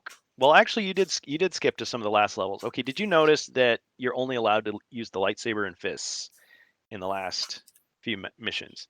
So there were people that were mad about that. They're like, okay, I've got all these weapons and I can't use them. That was done deliberately because they were trying to force the storyline a certain way. It's like, okay, you're entering the Sith temple. Your powers are going to have to be what keep you alive. You have to rely on the lightsaber. Oh, and So hey, it's to the counteract progression of that this point, game. that Sith temple is Yeah, freaky as hell. yeah, they did a great job with the atmosphere. So, but I'm bringing up the stuff that people complain about. Something that I complained about back in the day is I love to play multiplayer, as you know, and I didn't mind the fact that there were differences in the gameplay. Like when you pop out of water, you like bob up and down for a second, so you got to like come out of water slower. And your punching animation is slightly different, so the timing of it is different when you're punching people. There's seeking rail detonators, which people complained about, but they're super rare. It's kind of like the concussion rifle in Jedi Academy. It's not like you're going to own people with that because you'd have to be just hanging out forever, just like saving them up, saving them up, saving them up. I mean, yeah, you'll kill one guy with them, and people didn't like the carbonite gun, but again, you got to hunt for ammo like constantly because it's not everywhere. So there's ways around that. So I would just adapt to the new gameplay. And I really loved the fact in multiplayer that you had those player classes. You had the bounty hunter, the soldier, the scout, and the level 7 Jedi. Um, but some people only wanted to play as Jedi. But the great thing was the game lets you do that. I know there were a lot of people that didn't like capture the flag in Jedi Knight. We understand, I Go Kern. It's calling you. like, yeah, man, go for it. I eventually grew to like capture the flag, and I was like, oh, this is why everybody from Quake like onward has captured the flag. It's a lot of fun to alert into it, and then don't have, your Oh, role, and you shut your mouth. Yeah, Kurgan, just didn't have. your mic. Oh man, what is up with my mic tonight? I don't know. You're slowly All right, well, transforming into an android. we are the robots. Dun, dun, dun, dun. Well, I A was listening to some craft work last night. a guy speedrunned JK level 1 blindfolded and did it under 5 minutes. Do those blindfold speedruns, man? I don't know how they do it. Besides the fact that they just continuously play through the game, find a strat, and then have to do it blindfolded. Yeah, It's they're just that good, crazy. man. Kurgan It's like AI. it's like how people who play Tetris with their feet. I mean, it's like, I don't know. If you can be good. I mean, assuming they aren't just cheating, of course. He can see through the blindfold. There was Am a I a robot? Am I no, still a robot? no, you're pretty good. There See, was it's a take back all those Zelda. things I said about the bots. Because see, now they're coming back and cursing me, so I'm becoming one of them. Well, then quit banning them. Let them take control. Let them be free. Okay, so wait, because I'm gonna forget this thought. But there was a speaking of blind speedruns, there was a Zelda speedrun that this was like 6 years ago. But you said that he was cheating, right? Like, or like he could be cheating, but um, there was a guy like who wasn't. He was like speedrunning Zelda, got almost all the way through Ocarina of Time, and got stuck at this temple. Like his game glitched. He went through a wall and didn't notice it because he was blindfolded. And like Oh, everybody in chat was trying to like let him know, and he spent like oh man. 45 minutes trying to figure out where he was, and it completely botched his speed run. But like Oh that, shoot. you were talking about that, and it just like for some reason just came into my head. But yeah, That's sorry, great. continue. I could see that happening to somebody. I mean, I want to say I had a blast at E3 2000, but I swear one of those booths, I don't know what I was thinking. Like I was trying to play a racing game and I'm just not used to those split screen things. So I thought I this is my vehicle and it was the other guy's vehicle. So he finishes the race and I'm just like running into a wall like the whole time. I was like, "Oh shoot. Oh What an man, idiot." that's gonna be embarrassing because you're like, there's like a line of Yeah. people probably behind you, Yeah, and they're all and I'm just wondering like, what you're doing, can I try this again?" and nobody Nope. let you know.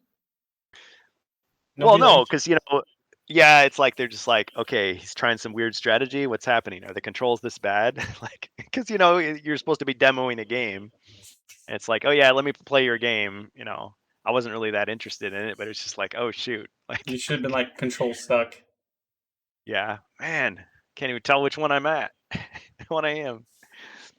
Yeah, because it was just a standard split screen. It's not like player one, this is you. Yeah, Here, oh, put your eyes up here, dummy. Like, but to no give screen peeking. to kind of pop off your interpretation of Mysteries of the Sith. Mistress I of the came Sith. in Yeah, that's right. on this much later, and I was very younger when this game came out. The control layout for me is probably the only hindrance, and Yeah, it can really be solved by um, just configuring your own bindings. yeah. Find And out the force powers you're going to use and just put that in the control yeah, scheme. as far as It's really multiplayer is concerned, I feel like I said, there's a community right now. Like I said, Godokern is part of that community. Um, hmm and the JK Discord, I cannot access my Discord right now because it's all synced up with what we have. But if Kurgan, you want to put a link in right now, Oh anybody who yeah, really wants to get back into that, those guys play every night. Like literally, that guy wanted to join us, and it was calling him. He just left. So, yeah, like yeah. And th- it, I and I understand where they're coming from because it used to be like I get home from class and yeah, eat dinner and it's like let's hop on and play. Let's play some Jedi Knight. This is yeah, great. and there's enough people. I check their Discord just about every night just to see what they're up to. And besides them Mhm. playing, of course, and that's usually what they're doing. They're like, "Hey, anybody playing some games?" And they're like, "Yep." And I'll throw in their IP, and Yeah. it's yeah, Don't let them push you around though. I mean, try to talk them into playing something they don't normally play. yeah, But if you're new, they'll show you the ropes and yeah, give you some strats, they say. But yeah, Mysteries of the Sith had um, capture or kill the fool with a yasamari or whatever it's called. It's a little slug creature that instead of a flag, you grab it and it diminishes your force powers. So there's like a red bubble around you, and so people can't use the force on you. You can't use the force on them. And it's just like tag. Like you have to survive, and the longer you survive, the more points you get. And if somebody kills you, they can stop the point, flood, and they can grab it, and they can start getting points. And so it just is like a chase. I thought that was kind of fun, but I missed Capture the Flag in Mysteries of the Sith. But somebody ported it over like right away. They took the Hey, Mysteries of the Sith levels and ported it in. and ends. I've played more than just JK with Court. They've done a lot of different stuff. Like I said, they did that. They did that all games retrospective with me not more than a month ago. Like they sat down and literally started from Dark Forces and worked their way all the way up to Academy. But I don't, like I said, I don't know about the other JK Discord, but if they're just as active or more active a community, then yeah, and I'm just as Sure. behind it. So Yeah. like The other one I if know about is Masasi.net. So I'm sure that the one this person is talking about is a third one. But yeah, go ahead and share it up. Oh, you did. Good. VR, huh? Nice. Ah, That's I was doing sweet. something like that not too long ago, right? With that cast VR. That was Yeah. kind of nice. Hey, we should do a VR rant cast.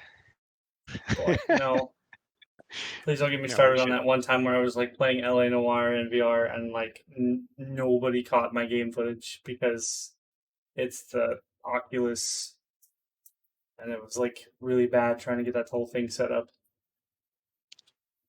But Yeah, I I don't have VR, but I mean, if I had it, I'd use it, of course. yeah, and it's fun seeing what people can do with like certain things in VR. But as far as um as far as Mysteries of the Fifth and it's just itself is concerned, it was very fun. I enjoyed it, and I can definitely see where the budgets were concerned. And if bringing up the bad about it, yeah, that can be a hindrance. Um, Less than a sequel. what's that? I would say, can you still hear me? Yeah, Okay.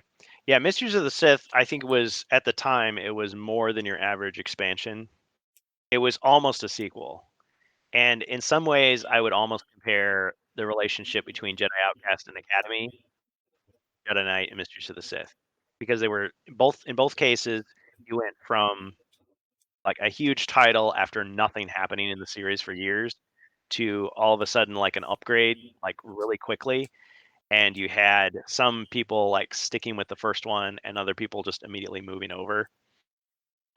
And with Jedi Academy, you had a similar situation of, oh, it's just going to be a mixture and it's not going to be a dark and light side, although they did give you a choice in Jedi Academy. So they did listen to people there. right. But some of the things in Jedi Academy felt a little bit rushed, like some of the AI stuff, some of the missing sound effects, like there was a little less polish where there could have Have been. any issues Mysteries of the Sith with was kind of like that. glasses in VR? I've been wanting to get into it, but I'm afraid glasses might be a barrier. So I don't know about. I've had two VR headsets, both of which I've gotten into. I've taken apart and worked on. Very, very little have I done that, but um, I'm very familiar with the Rift 2, which I have somewhere lying around, and my HTC Vive. My Vive had an extension for glasses, but it felt uncomfortable. But that was a first gen Vive, and then the Rift 2 had um, kind of the same extension. It had an extra pad that you could put on there as well, but just the extension itself that came with the headset kind of helped anyway. So it really is just kind of based on your face, or how big your glasses are. I mean, I know a friend of mine who had the big rimmed glasses and he had a hard time. So they have like a spacer that you can put on that will help with that. But my Oakley glasses fit just fine. How big your pocketbook is? Yes. Oh, the Yes, yes. JKMP stuff was ported, and even somebody recently ported Yep. the levels to JK somehow.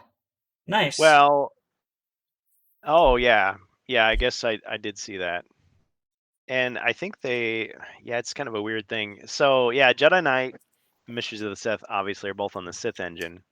So yeah, the assets are compatible. And for a while there was kind of a like an honor system. Like if somebody made a mod for Jedi Knight and they were just ripping stuff from Mysteries of the Sith and putting it in, people would be like, ah, come on, get that crap out of here. Nowadays, probably it's a little looser. But yeah, JK2 mods was a very early mod, and now we're getting mods to JK, I guess. But at the same time, people have released high resolution sounds for Mysteries of the Sith. Hey, and don't forget Um, the restoration mod, which yeah, the I don't know restoration if you mod. got to try it out, but I got to try I it out and it worked really well. Yeah, I haven't had the time yet, or haven't made the time to get it working, but I did watch your video and it really did remind me a lot of Jedi Knight Enhanced. It was called Jedi Knight Enhanced or Jedi Knight Revisited from like maybe 2008. I mean, I'm sure it's an evolution of that. But yeah, Probably. he took a lot of models and they're not straight from Jedi Outcast, but they are reminiscent of Jedi Outcast, a lot of them. And they look really good and he's got the extra lighting effects, those were new. Um, I had a lot of problems installing the last JK enhancement mod, so I think I kind of just said, you know what, I'm just going to take a break Nobody follows the LEC EULA anymore. I mean, personally, I could give a because shit Disney about owns like, it now. yeah, I could really give a shit about any of that stuff. Like, no offense to anybody who like does want to do that, but like, really, if Is you're Disney going to sue getting, you because you put drug references and yeah, like sexual jokes in your Jedi Knight mod today? there, I don't know. it's like that's like literally, we could do a whole nother rant about that stuff, and it's one of those things where they really want to come after me over a 20-plus-year-old title. Fine, They could. I They've don't got the care. resources to do Like it. that's It's a great. jerk move, but It was like that crap with Nintendo and the ROMs and stuff they took down. oh, A and whole Game site and Genie, tried to sue somebody for $13 million, and like it was like it really, makes their it's company really look bad garbage. when they do that. Yeah, it really does Yeah, because like you're going sucks for after that like person. kids and a family over like crap that you could just and they Petty got it stuff. taken down. Like they got it like effectively taken down, but the fact that you're like trying to take money people don't have, so like you're taking their assets and their home and stuff after that, like it's really Yeah. bad. And like it's no, like I said, if they it's a 20-plus-year-old game. I really feel like um if their properties and rights are that valuable, then Yeah, no. I doubt Justin Chin or any of the original people are still getting paid like when Steam makes a sale or GOG makes a You sale mean for like this sale. game in this game like $5? I think it's like $5 Yeah, or 10 yeah. bucks. It's got to be like Steam doesn't usually drop the price any lower than that for standard titles. I think only when it Yeah. goes on It's sale. So worth it like though. If you give it a I'd say chance, yeah. it's a lot of fun. Like you don't have to be a hardcore Star Wars nerd to appreciate it. And in fact, if you are a hardcore Star Wars nerd, you might get mad because you're like, "No, this isn't right. This is different. This didn't happen." And it's like, we didn't care.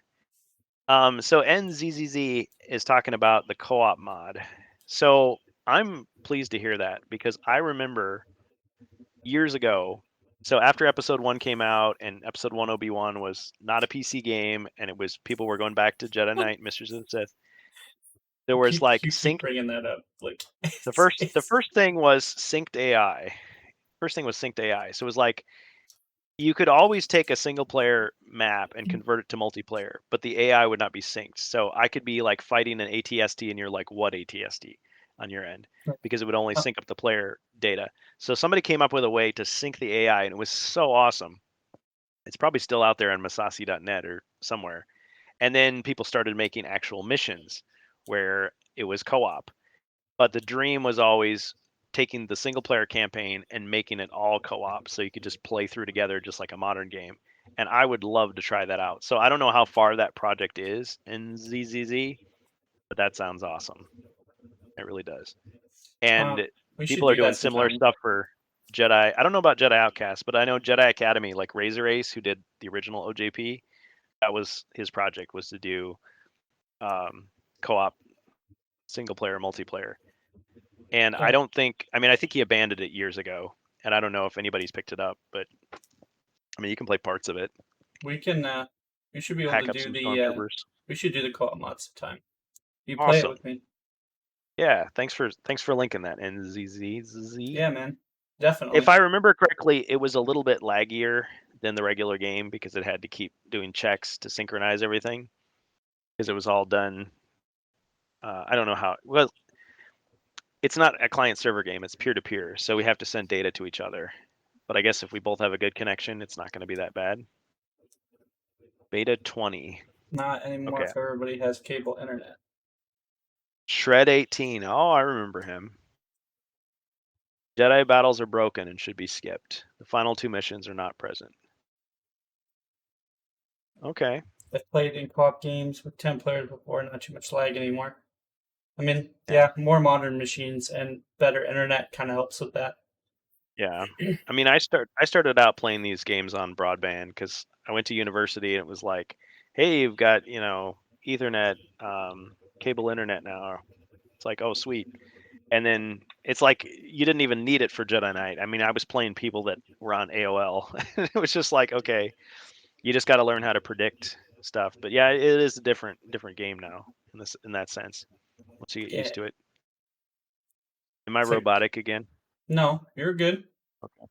All right, You're all cool. good. So yeah, I think people complained about a lot of things about Mysteries of the Sith at the start. Once you let yourself just kind of get into the game and start playing it, I mean it's pretty much the same stuff that you wanted out of the first game. Yeah, there's a few areas where it could be more polished. In multiplayer, I noticed sometimes when you fall in a pit, like normally it kind of fades to black and you respawn. Like there'd be a glitch where you would just fall again and you'd fall again and you'd fall again and you just like keep dying over and over and nobody knew what was causing it. The funny thing is there was a cheat that people used in the original Jedi Knight. I think it was called Fade, where they would use a force power on you and you just keep falling over and over. It was really stupid and really annoying. It was meant to grief people, and there was ways you could block it.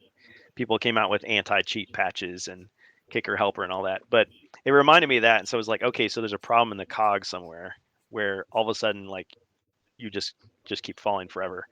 Because I don't think people were hacking us every single time that happened. And we even started a petition. We were like, come on, LucasArts, release a patch to fix it. And they never did.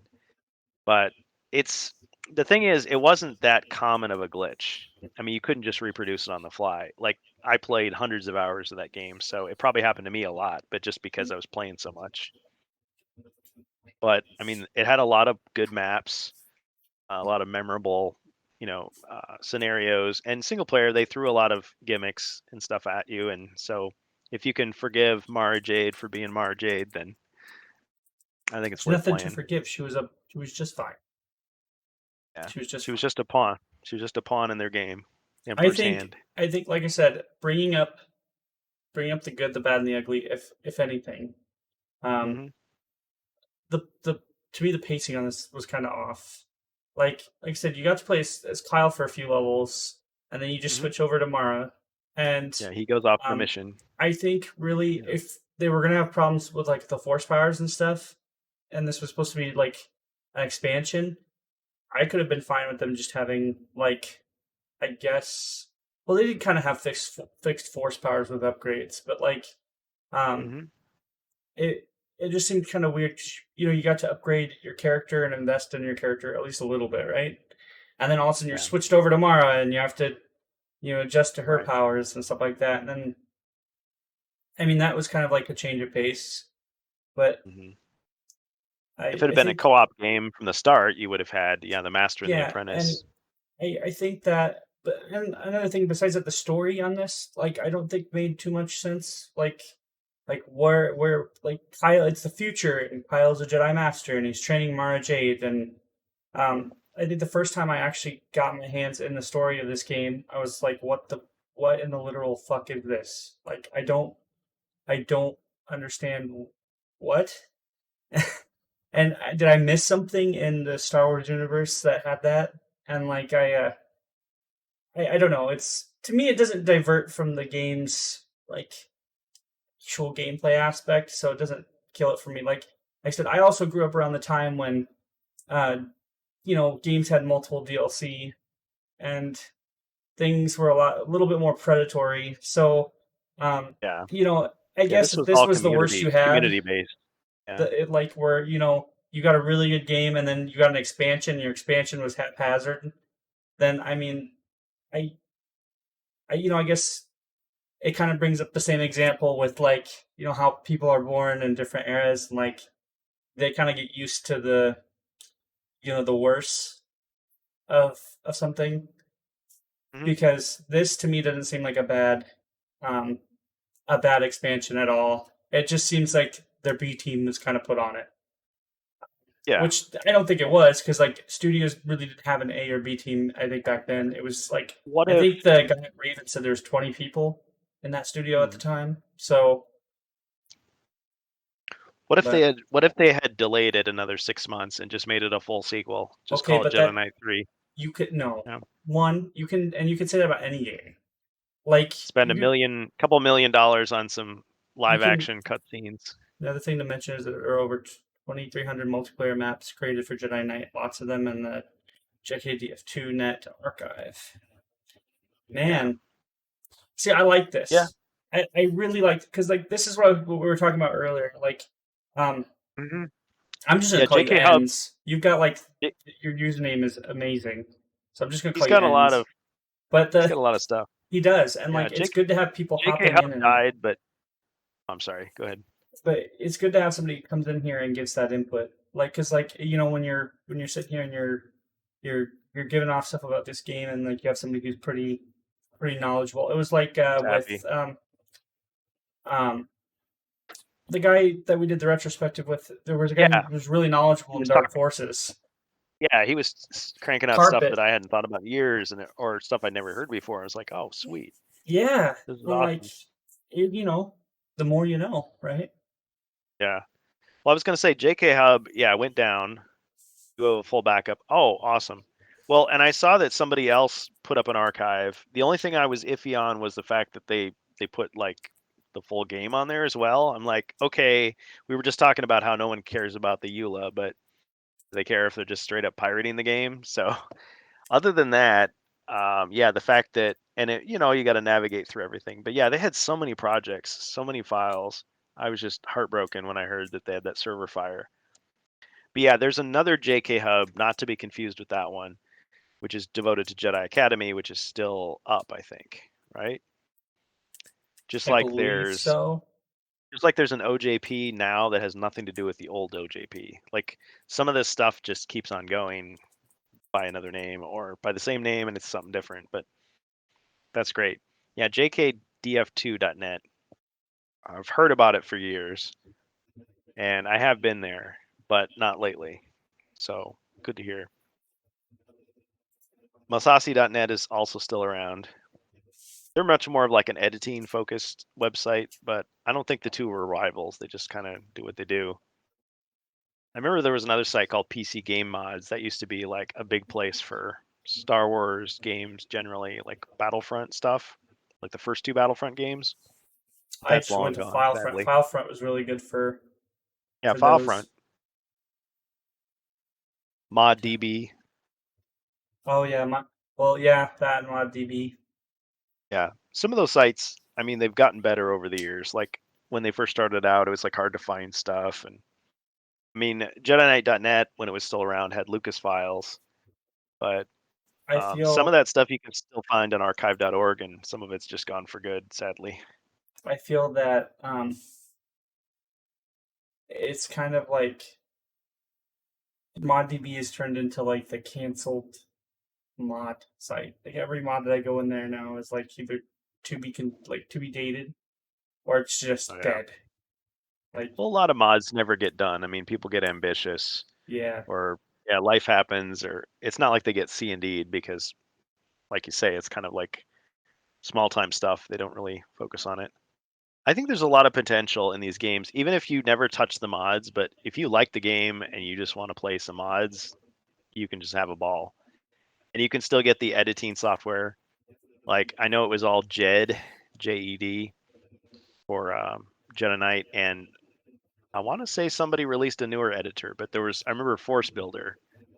Like it was always the rivalry between Jed and Force Builder because Force Builder was a paid editor, but eventually they released it for free, and then the site went down. So the version people have is not the final version, but I don't know if the source code is out there or not. But I'm sure there's another one.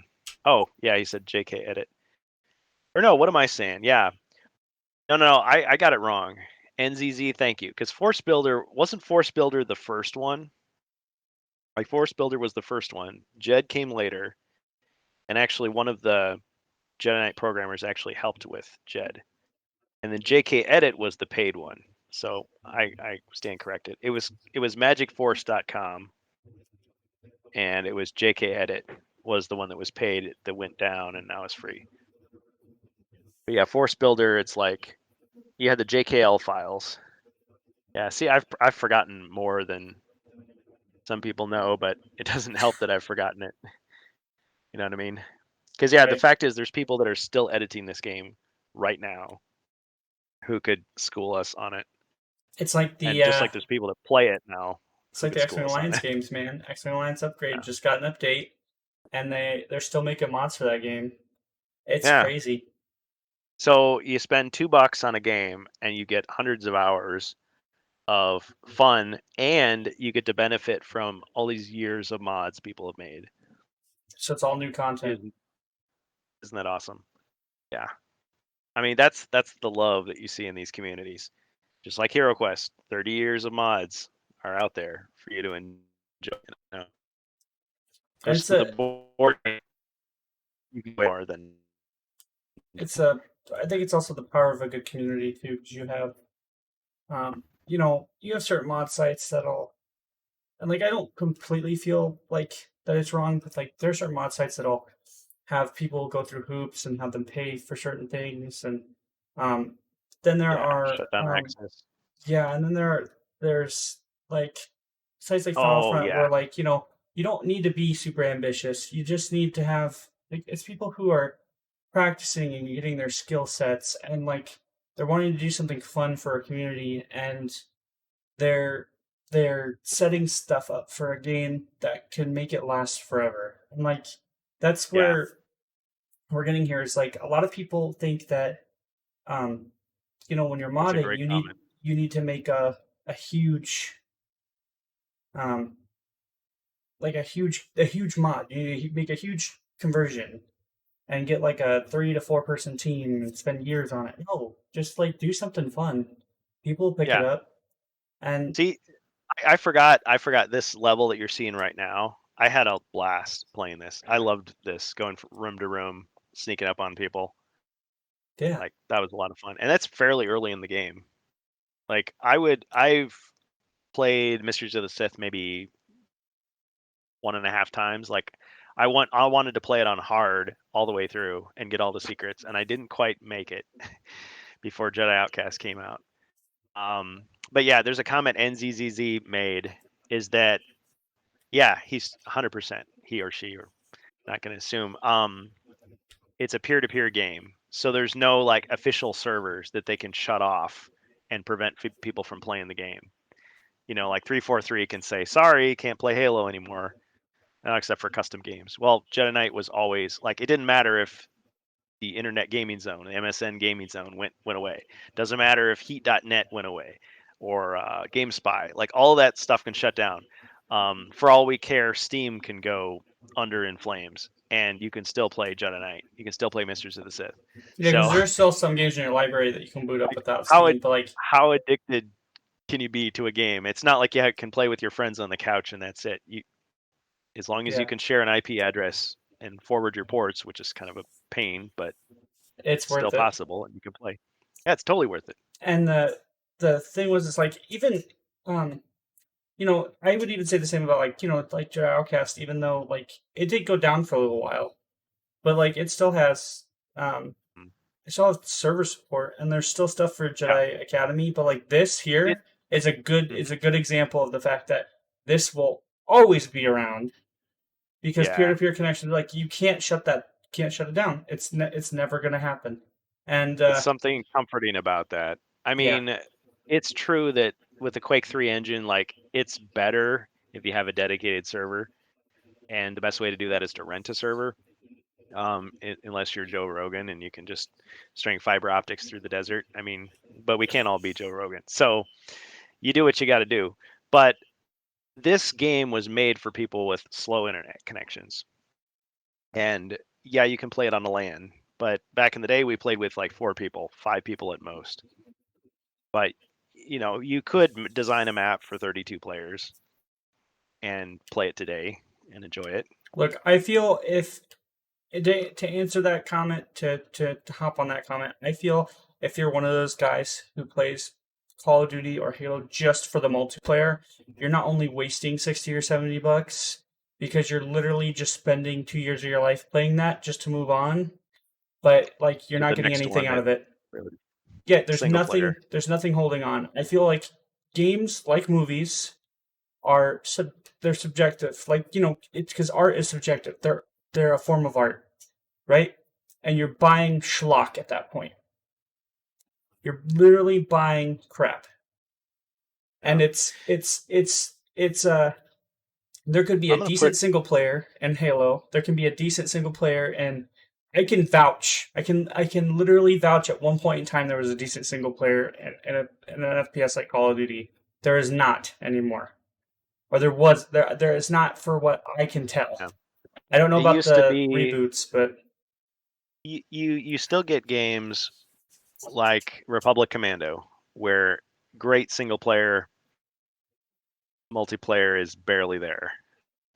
And I liked Republic Commando's multiplayer. I enjoyed it. I played it a lot. But it was just like, dang, what it could have been if they'd.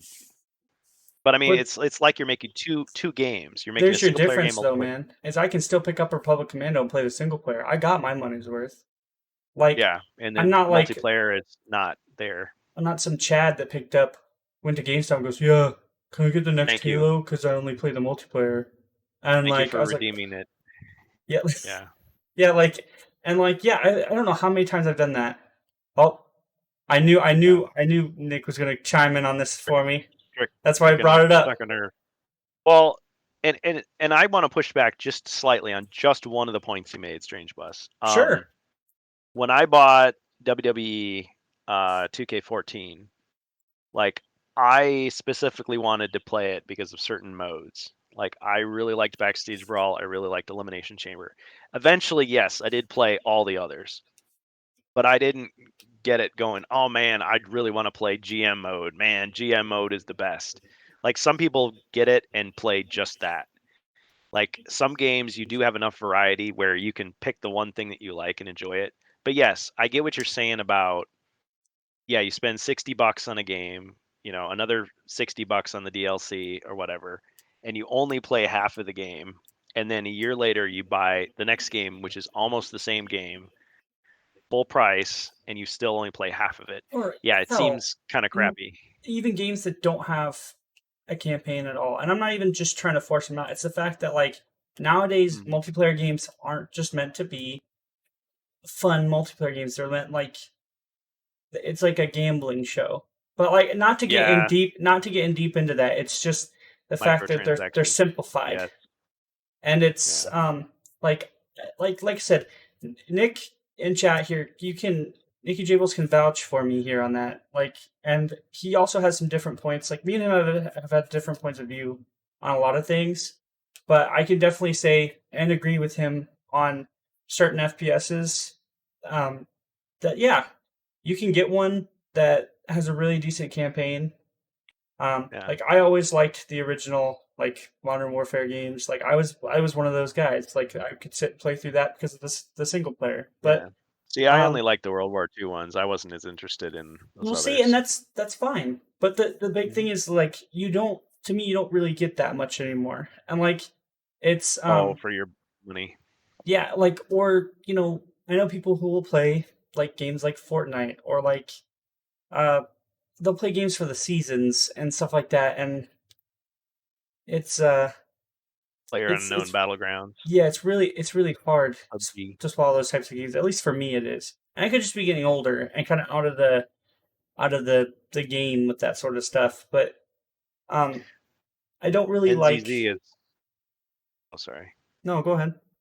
NZZ is right because you did have GL Quake, but GL Quake, I believe, was basically a development that came after Quake had been out for a while. Oh, So yeah, Quake 2 came out about the time that Mysteries of the Sith was coming hold, out. hold on. We got an ad. We Yep. got two in deep. There's Oh an ad. man, this one's for the subs, right? Or you don't do that on the I'm in. Rantcast. On the Rantcast. Yeah, so we're gonna have to hold up for people All who right, aren't subbed. Yeah, hose usually them we take down. a quick break. So hold on, we're gonna take a quick break while the ad plays, guys. Sorry about that. One moment. Slash not sorry. Sorry about that. We kind of got, I think, a little bit too much into the discussion because usually I keep an eye on those ads, and I was like, Yeah, "Oh, ads starting." it's Want to it's make a sure, struggle. Yeah, everybody gets to see the content, at least for the podcast. on the Yeah, Rantcast. make sure nobody's left out. So anyway, we're back. If you're just joining or you joined recently, my name is Josh, also known as the Strange West here on this channel. I'm joined by Kurgan, also known as HeroQuest Fans. Uh, you can find him at his channel here on Twitch, twitch.tv/HeroQuestFans.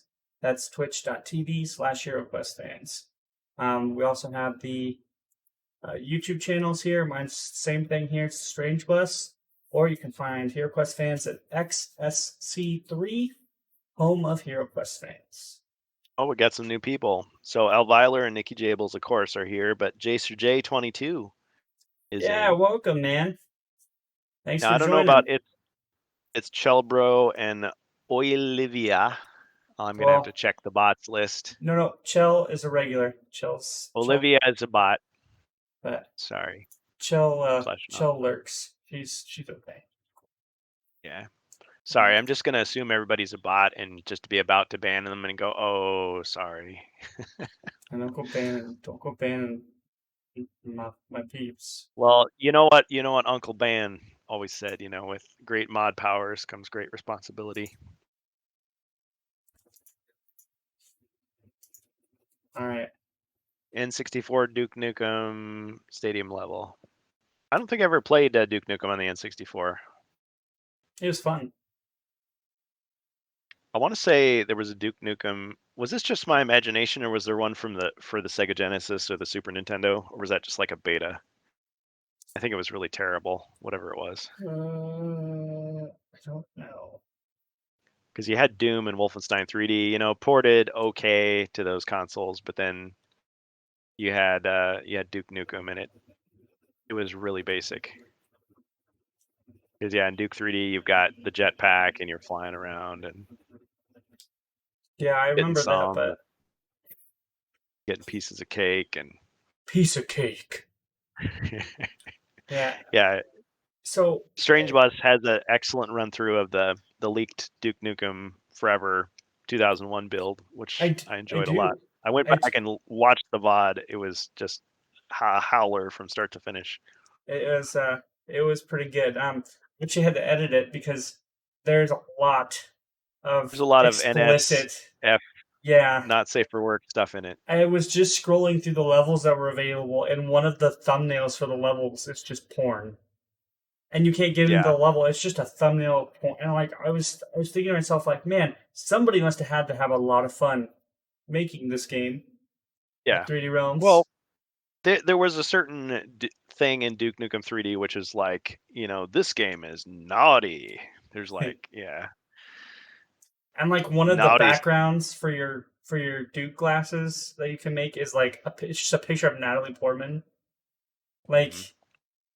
Like wow, okay. You have to pay her And royalties now. yeah, This is the leaked alpha beta thing. So, but yeah, but back in the day, I mean, you think like, what did Dude Bros do? Stereotypically, is yeah, they'd have like some hot celebrity on their as their desktop picture, or some like porno Naked. screensaver. Yeah, there Yeah, was I knew lots of guys that did naked that, chicks. and it's like, yeah, it's like you're doing it to say, hey man, look how cool I am. No Fs are given. But yeah, that was Duke, man. It was Duke Nukem. very, very, very Oh much man, explicit. did you see how he just shot down C-3PO like that? There was an army of them. Awatita awa. Awatita awa. But yeah, Ah! so He sounds I like a tin can falling down. and Oh, okay. Ends was Yeah. talking about like you were saying, like before we had to go to the ad here.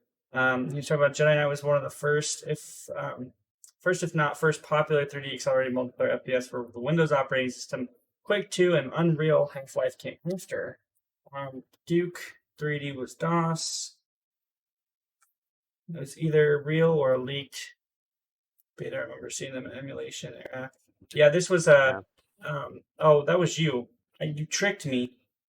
You Yeah. tricked me. Way to go. But yeah, no, Yeah. Oh I man, was I about gotta, to say it gotta read the was comments. real. Here I am reading Yeah. everybody's comments. No, but yeah, Oh, okay. You're telling it. me. Yeah, it was real. It Okay. was because it Sweet. was leaked and a lot of influencers got a hold of it. So Oh yeah, I no, no, ended no. up. I don't mean real in that sense. I mean, was it a retail game or was it like just a ROM that was released of a game that was made from back in the No, day so that never came out? it was a file that you had to kind of put together because it was like an incomplete like beta file or something like that or Oh, alpha sweet. file. Okay. So you had to just combine the October fix with the August build, the files from the August build, and then it would work. Because if you Oh, nice. didn't, the game is so old that it not only doesn't work, the installer is like broken on top of that. So it was a little confusing at first, but I got it to work. Um, and I don't know how you get Wait the a minute. Duke skin because I didn't get the Duke skin when I hopped in. Are you talking about the Duke Nukem Forever thing or the Super Nintendo Oh my Duke gosh, Nukem? yeah, I'm talking about Duke Nukem Forever.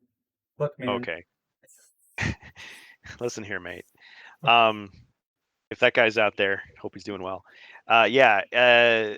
So what I'm saying is, I agree in the sense that like I love like leaked betas and like games that were dead for years, and you see a new cutting room floor version of them. Like that Duke Nukem thing was great. Um, there have been several like unfinished or unreleased like Sega Genesis, Super Nintendo, PlayStation games that have come out like in the last 20 years. Somebody just posted them online. It's like there they are, or somebody had the cartridge and they've dumped it.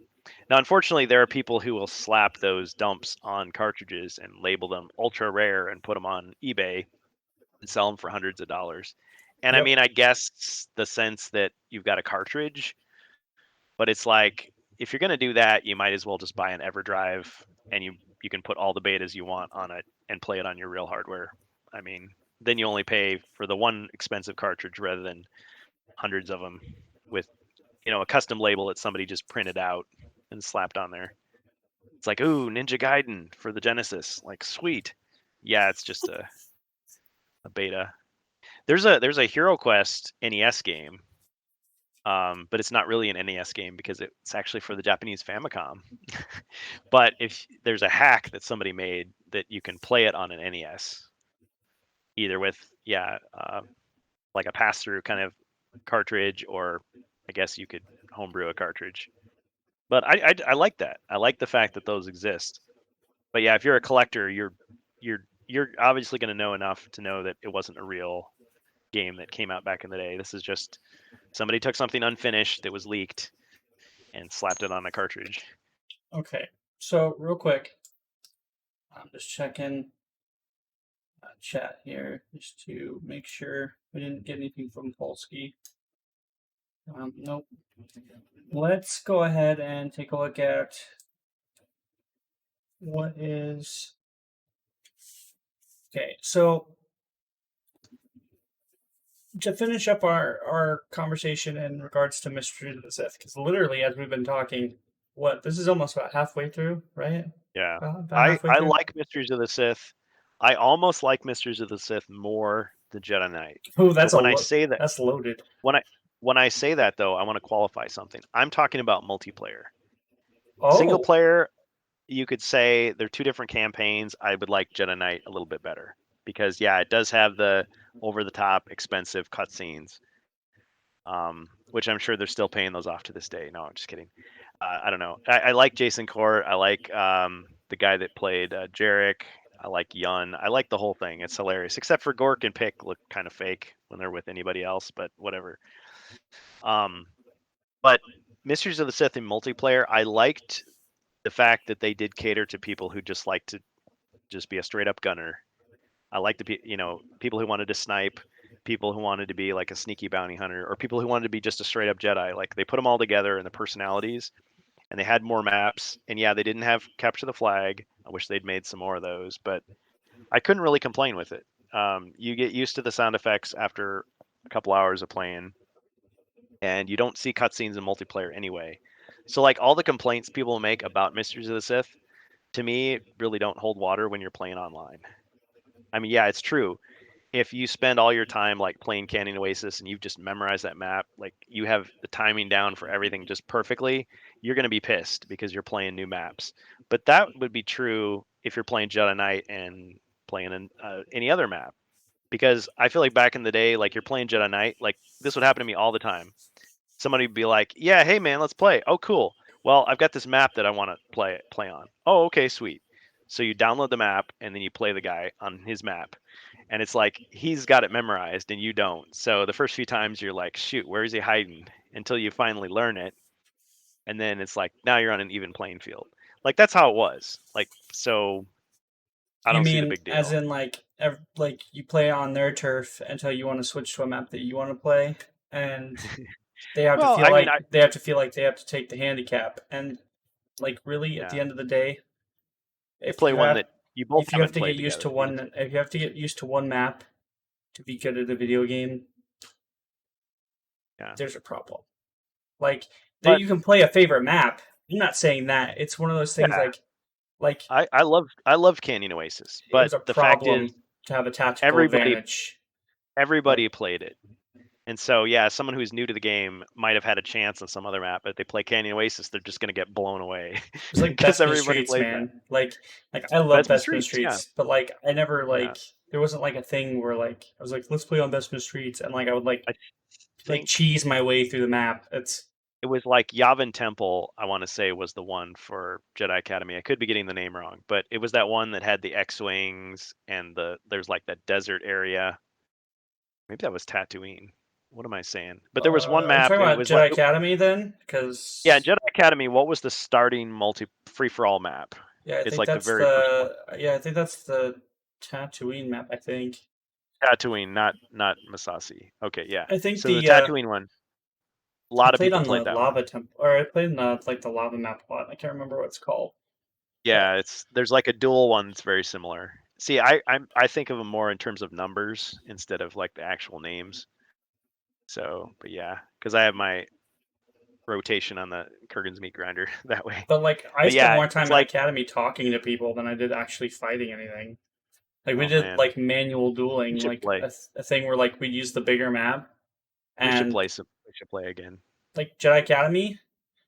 Like me and you go Yeah, back and forth in Jedi Academy. Like I play you, but like it's more like the fact that when I was playing back in the day, it was that we were talking about like what mods were better, and like I would always tell people that I was downloading like Kotif, and like they were like, "Oh, don't do that. Don't download Knights Knights of of the the Force. It's Force. horrible."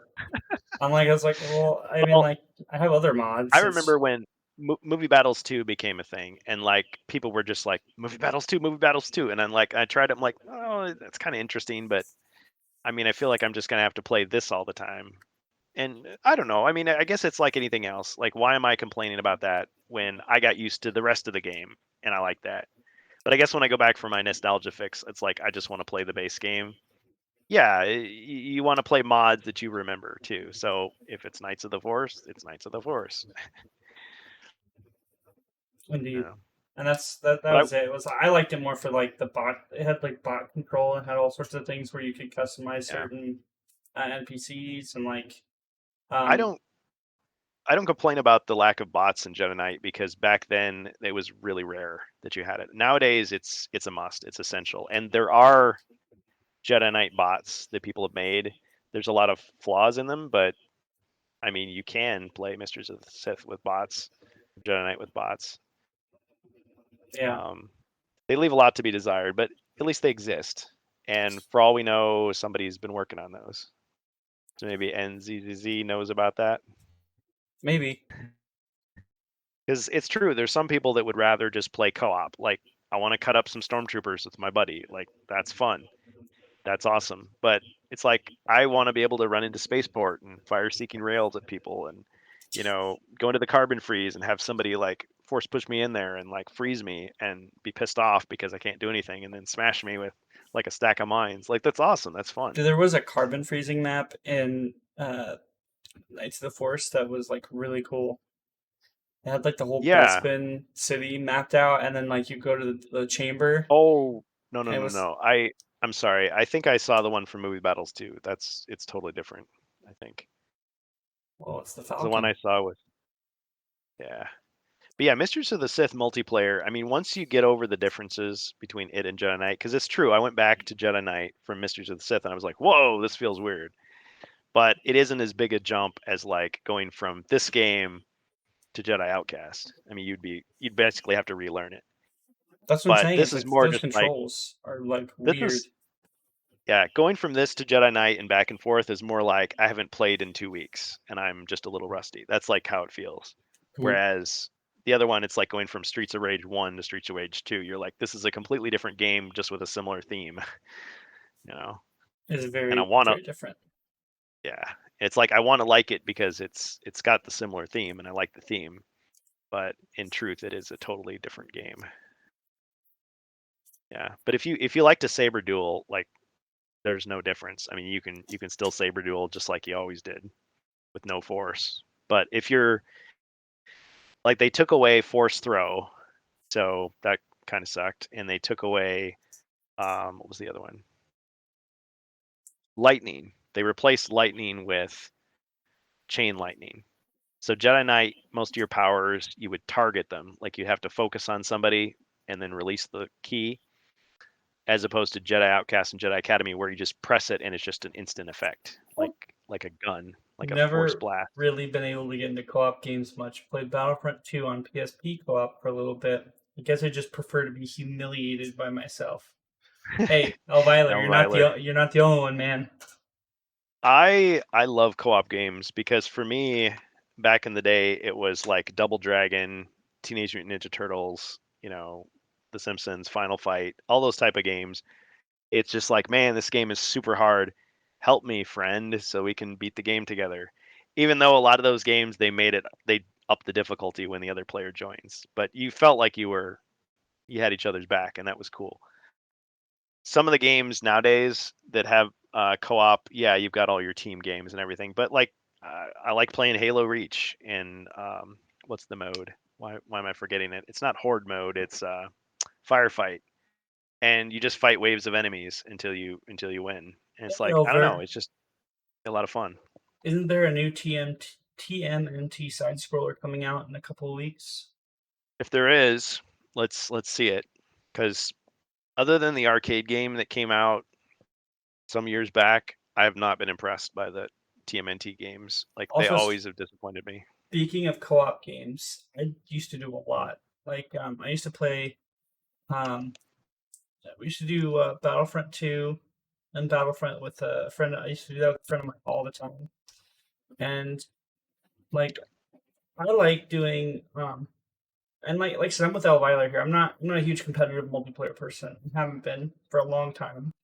And it's one of those things where like as soon as multiplayer started branching out to like big live services, or they stopped doing couch co-op and stopped doing like regular like co-op, like a lot of games started were like branching off to that, to where it was just multiplayer or online services only. And I think it was around the Uh, time in the PS3 and Xbox 360 era when they started including like codes for online passes. Like, so if you ever Code. bought your game used, you couldn't access online because somebody had put in the code to get the multiplayer working, and you had to buy a new code. It was their version of trying to get, like, because PS3 had free internet at that time. Like PlayStation used free internet. 360 you had to pay a small fee, I think, for Xbox Live. But the companies were trying to reap their rewards on that. So um, around that time, I was like, yeah, I'm not doing multiplayer anymore because you know I liked it back when it was just free, and I kind of understand now because you got to hold servers to do crossplay and everything like that, but it's just not my bag. Um, I'll do small multiplayer matches with people, but yeah, I don't like just hopping into a 64 player server with a whole bunch of people you don't know. Yeah. I'm kind of invigorated by multiplayer games that are competitive because it's like it's just so exciting to match up with people. But at the same time, like I don't want to be a sore loser, but like if I'm going in there and I know that like everybody there plays 24/7 and I play like a couple hours a week at most, and there's just no way I'm ever gonna be good enough to like either be an asset to my team or get some kills on the guys. Well, yeah. So I think Halo would do that where it would try to match your skill level with other people. Of course, that's all gone now because matchmaking's gone. But the problem is, like, I got to the point where the people that I knew in real life that I would hang out with and do couch gaming with, I wanted to play Jedi Knight with them, and they're like, "No." I'm like, "Why?" Because we can never win. And it's like, "Oh shoot." Well, I could handicap myself, but it's like that. So it's like, so what are you supposed to do? Become a professional and be like last place? Like, okay, I guess I could do that, but you know, so Well, now there's you got to kind be a of way now to you kind of know how enjoy, it feels to be on the like that other side, though, right? yeah, It's one where of you're those like, deals where I'm a medium skill player as opposed to either super awesome or you just suck so hard that the only people you can win against are people that are just learning how to play. Like it's one thing to be part of a community of a game when it first starts because you almost feel like you're learning it together and you're kind of like rivals because you're like, oh man, I just learned how to do this trick. It's like, yeah, well, I just I learned it too, and I'm gonna beat you, and it's just goes like that. But they can't continue forever. You well, then go you away for a couple toil years and through come it, and that's back. that's a patience thing. Like Yeah, you can yeah, eventually learn from other people, or you can eventually, like, oh yeah, back then it was kind of still a little easier, right? Some people had their exploits and they could figure crap out, and then you just move on. But like, hmm it's like, I oh feel like wait, you're playing nowadays this it's light almost side. Why would impossible you? because like It's like, why somebody, would you play light side? It's like, well, let me show you why. yeah, or like some people, like even back in when the PS4 and the Xbox One were out, like you get like your Battlefield games where like some dude would level all the way up within the first week, and they have like a gun that was Oh slightly more man, powerful than yours, and it was yeah. just bad. Oh, there's the It's like, Rancor. oh, or you could pay a bunch of money and you could catch up with that guy. Like that just makes me sick to my stomach that they do that Well, now in I games. don't know, and I don't know if they had it in Battlefield 4. It was just one of those things where like I would Grinding hop and in for the first time when everybody else started, and I was doing, but like my kill death ratios were okay. I was like, oh, maybe I should get back into multiplayer. Oh, I've got to like go to work and do stuff, and I have a life, and yeah, I but would you still go, want to be and I'd come yeah. back a week later, and all these other dudes would have like overpowered rifles because they'd been like either prestiging or getting higher levels, and I was Mhm. getting like one shotted almost. I was like, oh, See, okay. they need to have like adult mode and grandpa mode because yeah, it's like after a while it's like, oh man, I got to go to class, I got to go to work, I got to take care of my family, and here this kid is like playing all day and he's just totally owning me because he's got more time to devote to this game, and I wish I could live my life and still be able to play on that level you know Yeah, I so feel like it's the same thing what that do you I've do? always kind of said is um,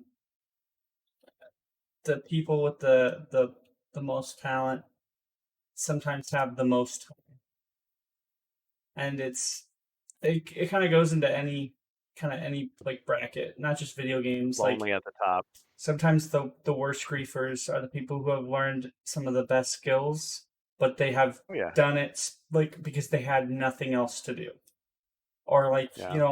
I had a Well, friend who all he would do is mess around with people on the computer. Like he would learn like certain skills and like that would be um like or he get would good. like hack and do stuff like that. Like yeah, and like I mean, I don't really want to say hack because it's not really the proper term, but he would use exploits and do stuff like that. And he would learn like certain lines of code to make himself better, and it was kind of like a thing where um you know you learn these talents and these skills, and you can take them into a job atmosphere later on, or you can just sit there and you have like no time except to invest in that. And I feel like the Yeah, same is applied for like video games, right? If you just sit there and you play all day, and the other people go and they do other things, and yeah, you're gonna be really good at it. yeah.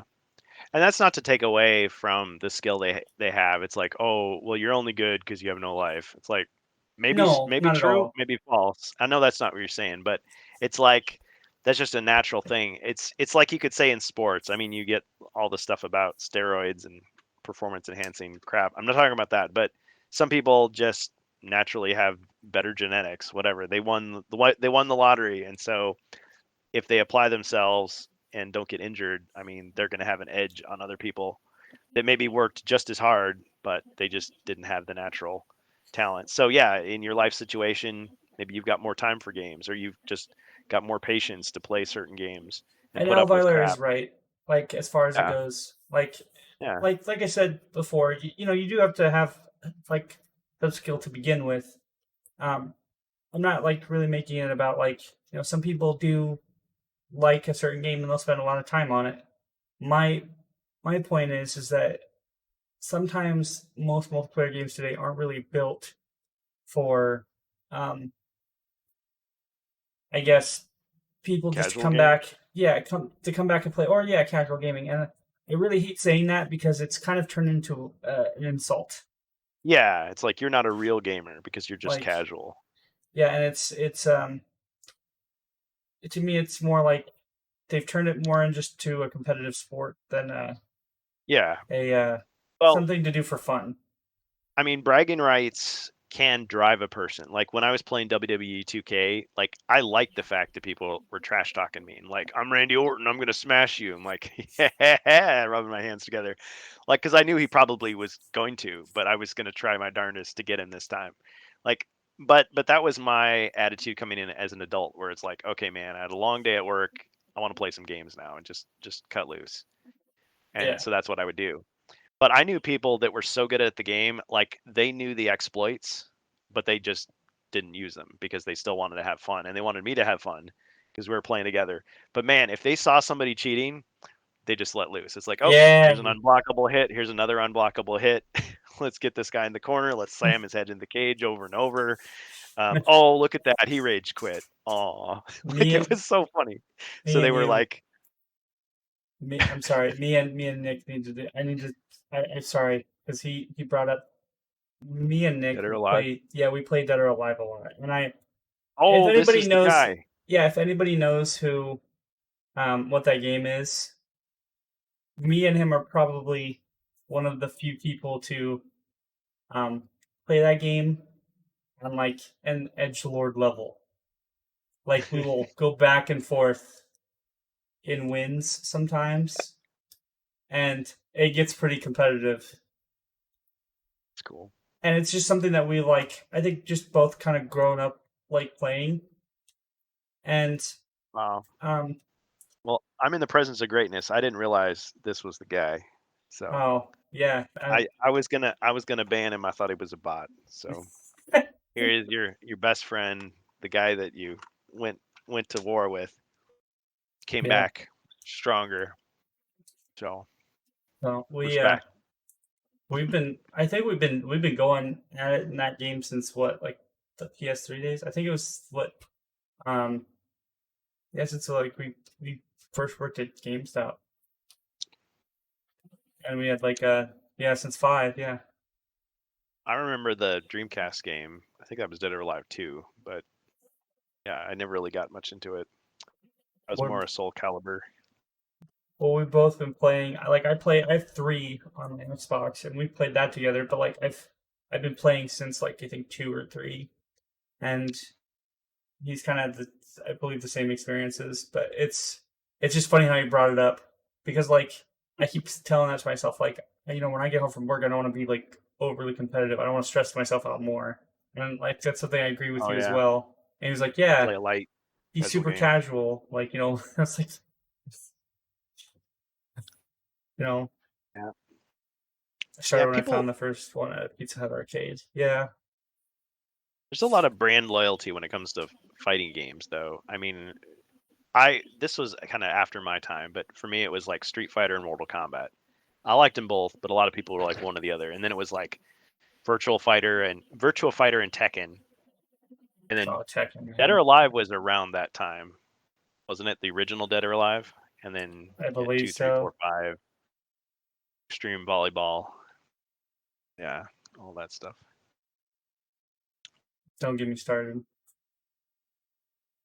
Let's I have won't. I once worked at On the next GameStop Rantcast. Rantcast. That could be a multi-part episode. I mean, really, since like I said, Yeah, I don't think special we're gonna guest. have our guest on today unless somebody's like really gonna volunteer for that time slot because we're about to take an ad and that was it was gonna be this time slot or Oh, the next one, but Comrade um Polsky. I Sorry, mean bro.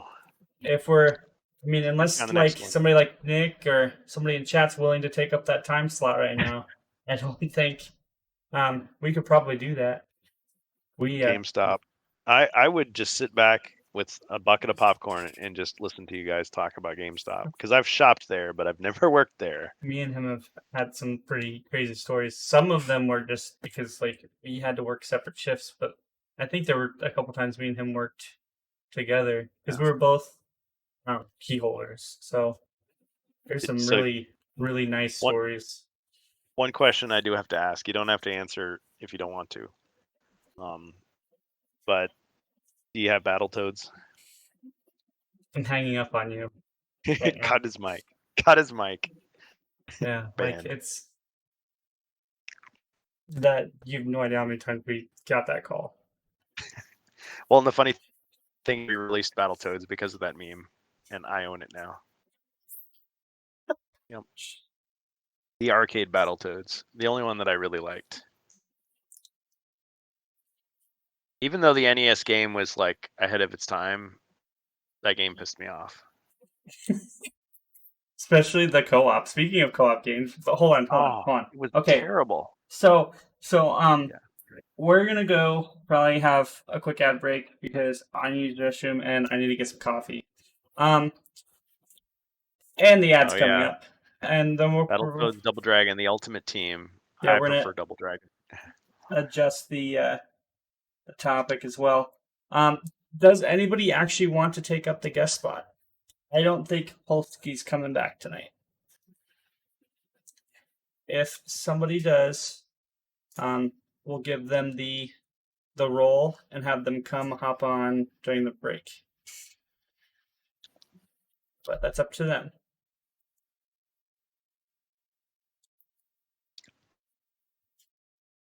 Missed the GameStop chat.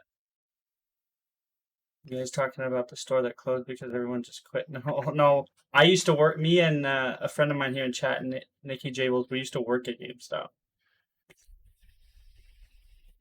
So I think somebody asked about our like having a stories, like, and it's like we Yeah. could do Like, that, but do you wanna pre-order Madden?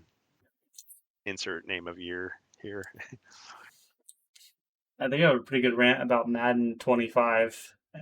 The fact that like Rest it's in peace, coming John close. Madden. It's coming close to the year 2025, and I'm wondering what they're going to call that because Madden 25 came out in 2014. Oh, it was like a futuristic It football was game. to celebrate 25 years of Madden, and instead of calling Oh. it Madden 25th year anniversary, they Oh, called it I Madden get it. I get it. 25. They just add a little apostrophe. I can join, but I have a little input on what you've been talking about, and Ah, you have to tell me How like on 5? Okay. What I'll It's do okay. then Just is read your just read your lines, and we'll be we'll okay. No, I'm we'll kidding. we'll Oops, I bring wasn't I'll supposed to bring you say on in that. the ad break. I'll give you the role in the Discord. We'll bring you on the ad break, and then we'll kind of just go over an overview. You pretty much know the do's and don'ts, but that's fine. All right, guys, we'll go ahead and take a quick break. I'm gonna once again, like I said, during this Cool. time because I don't do any sponsors or anything like that.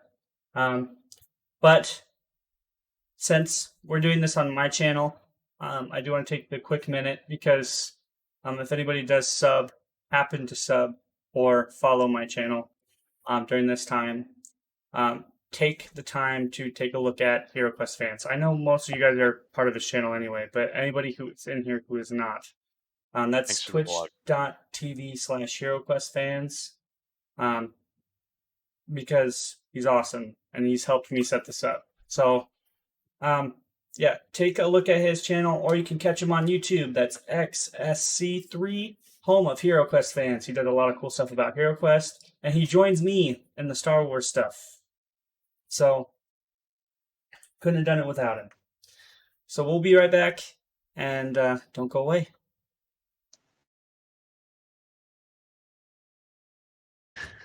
Energy drink brand name for you and others. It's not sponsored. Yeah. We're not sponsored. Don't do that. Sponsored. We're not sponsored. Yeah. And Anyway. when the Cowboy Bebop thing comes in, you're gonna have to like blur that on your shirt. I'm sorry. I blur nothing.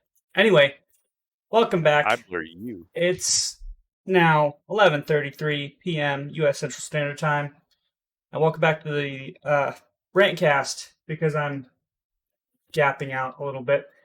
I am Joshua, and I am now joined by NickyJables, also known as Nick, my friend Nick, and Kurgan, also known as HeroQuest fans. I have plugged him enough times today, but I'm going to do it one more time because you can see him at twitch.tv/HeroQuestFans. Nick, I'm going to just kind of give credit to you. You've kind of helped me with my my stream intro. He does my artwork for my stream intro and some of my emotes. I don't know if you're kind of open for that sort of stuff, but I guess if anybody needs help with that sort of work, are you offering? Yeah, actually, I'm probably gonna pick that up pretty soon. Like, go back into it. Okay, I meant to ask you while we're in the BRB, but yeah. So Yeah. if you are looking for any artwork to be done, intros, outros, anything, he's really qualified and he does a really good job. Do you have any websites or anything where people can look at your artwork? I have a portfolio. I can find the link. Okay. I don't know what it is. I just copy and paste it all the time. Well, he is in the bus of Discord, so you can look him up there and give him a direct message, and he can show you some of his work. Nice. I did this. It's on the fridge. It's on the fridge. So we are going to go ahead and kind of continue our discussion. But you said you had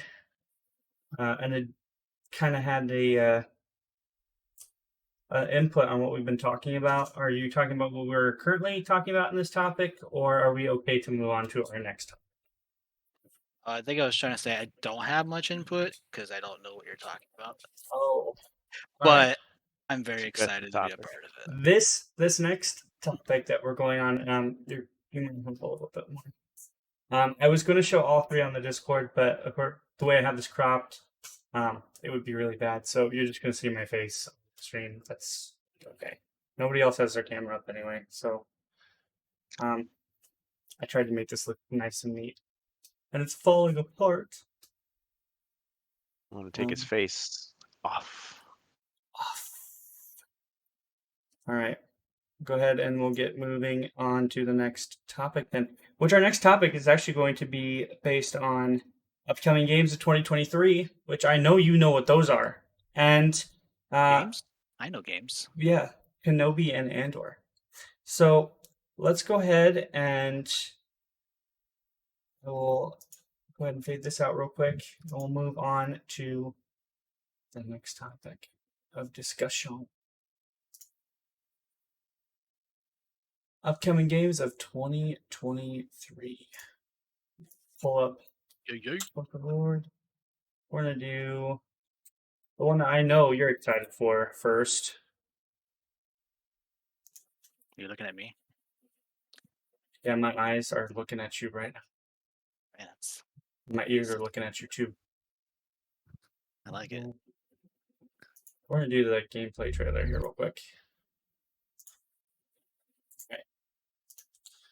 So we're gonna start with this one, and then we'll kind of move on as we go. So, changing the topic as well. I'm super prepared. Sorry, everyone. Spent most of my time getting a liquid beverage. Nick, Hergen, Yes, sir. can you give me a guess as to what our 3 major upcoming games might be for 2023?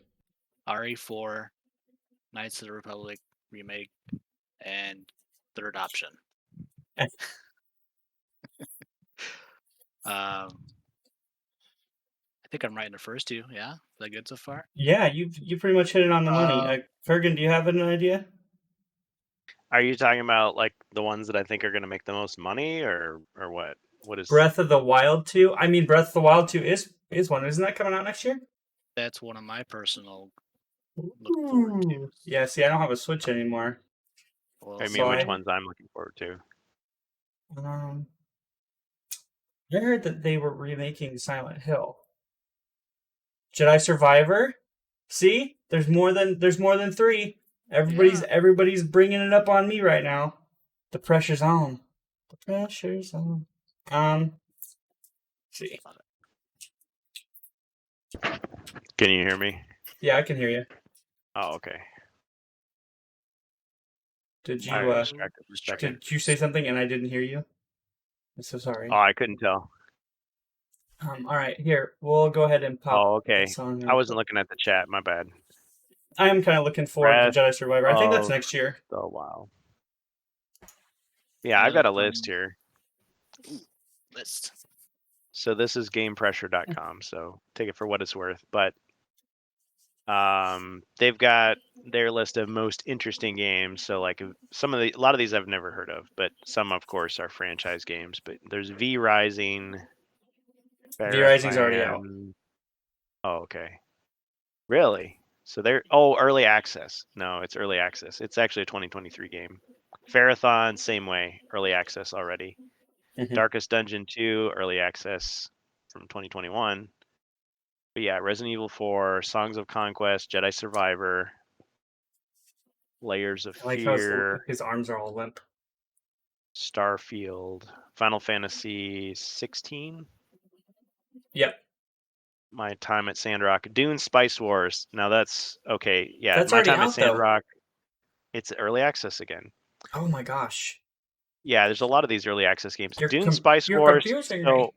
It's like fake. So I thought the movie was all right. I could probably do a whole rant on that, but Oh no, we're gonna be I here till like like 3 a.m. because I actually enjoyed Dune. So I liked it too, but I'm a harsh critic. So Emperor: The Battle for Dune I thought was an excellent game, and Dune Spice Wars looks like it has a little bit of that, but it looks to be more of like a Civilization type of game. So I'm less into that. Like I have to force myself to play strategy games. Like I really am much more an arcade action type person for games.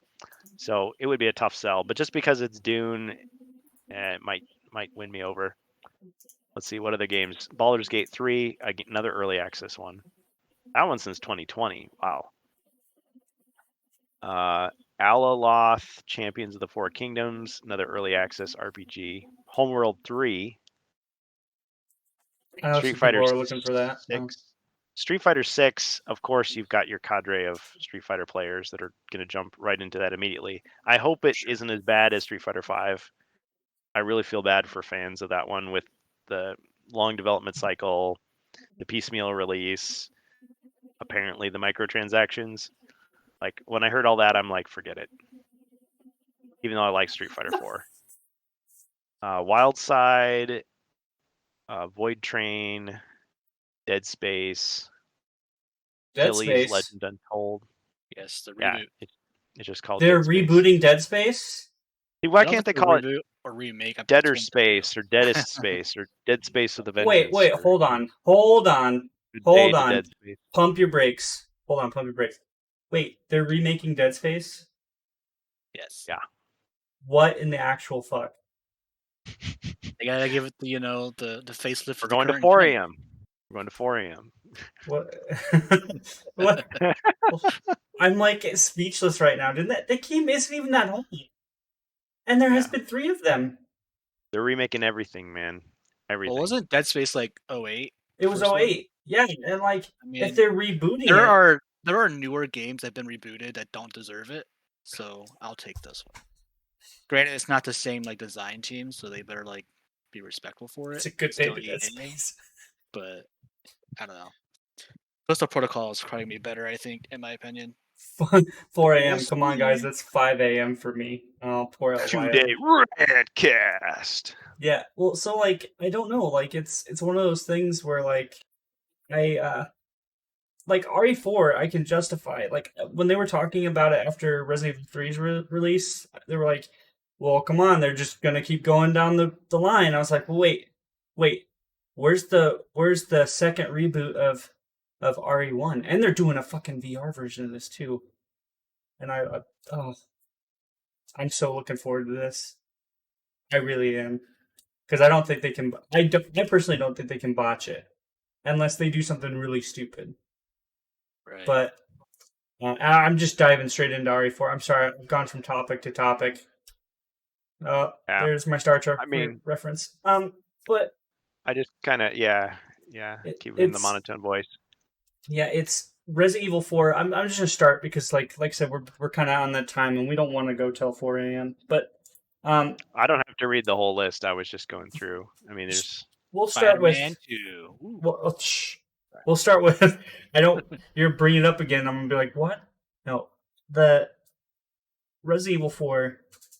A lot of people were mixed on it because they were talking about it after Resident Evil 3 about how like it could be. It's kind of like not a mixed bag, but it's kind of like one of those games that if they touched again, could they fuck it up, or like would it be like one of those things where people would hate it because it wasn't as good as the original?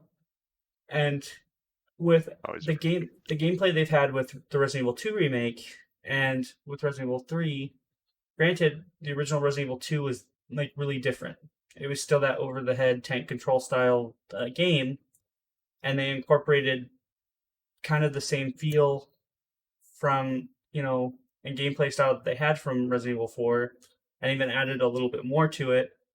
And I feel like the RE engine, really, you can't disappoint too many people with that engine. That they've just been like running that engine a lot lately with everything. Capcom's been kind of like I think been on a winning streak. I mean, go ahead. Even Monster Hunter looks good. Like the Monster Hunter Rise on the Switch and now PC, like it still looks really good even for like not a horror title. So. Yeah, like absolutely, and it's one of those things where I'm definitely looking forward to it because it's one of those deals where I feel like they couldn't do very much wrong with it. It could be like one of those releases where it may not be as good as the original, but it still is good enough to play, and I would still enjoy it. Village was good, and it had Resident Evil 4 tones in it. So yeah, I feel like Resident Evil 4's kind of sold itself at this point.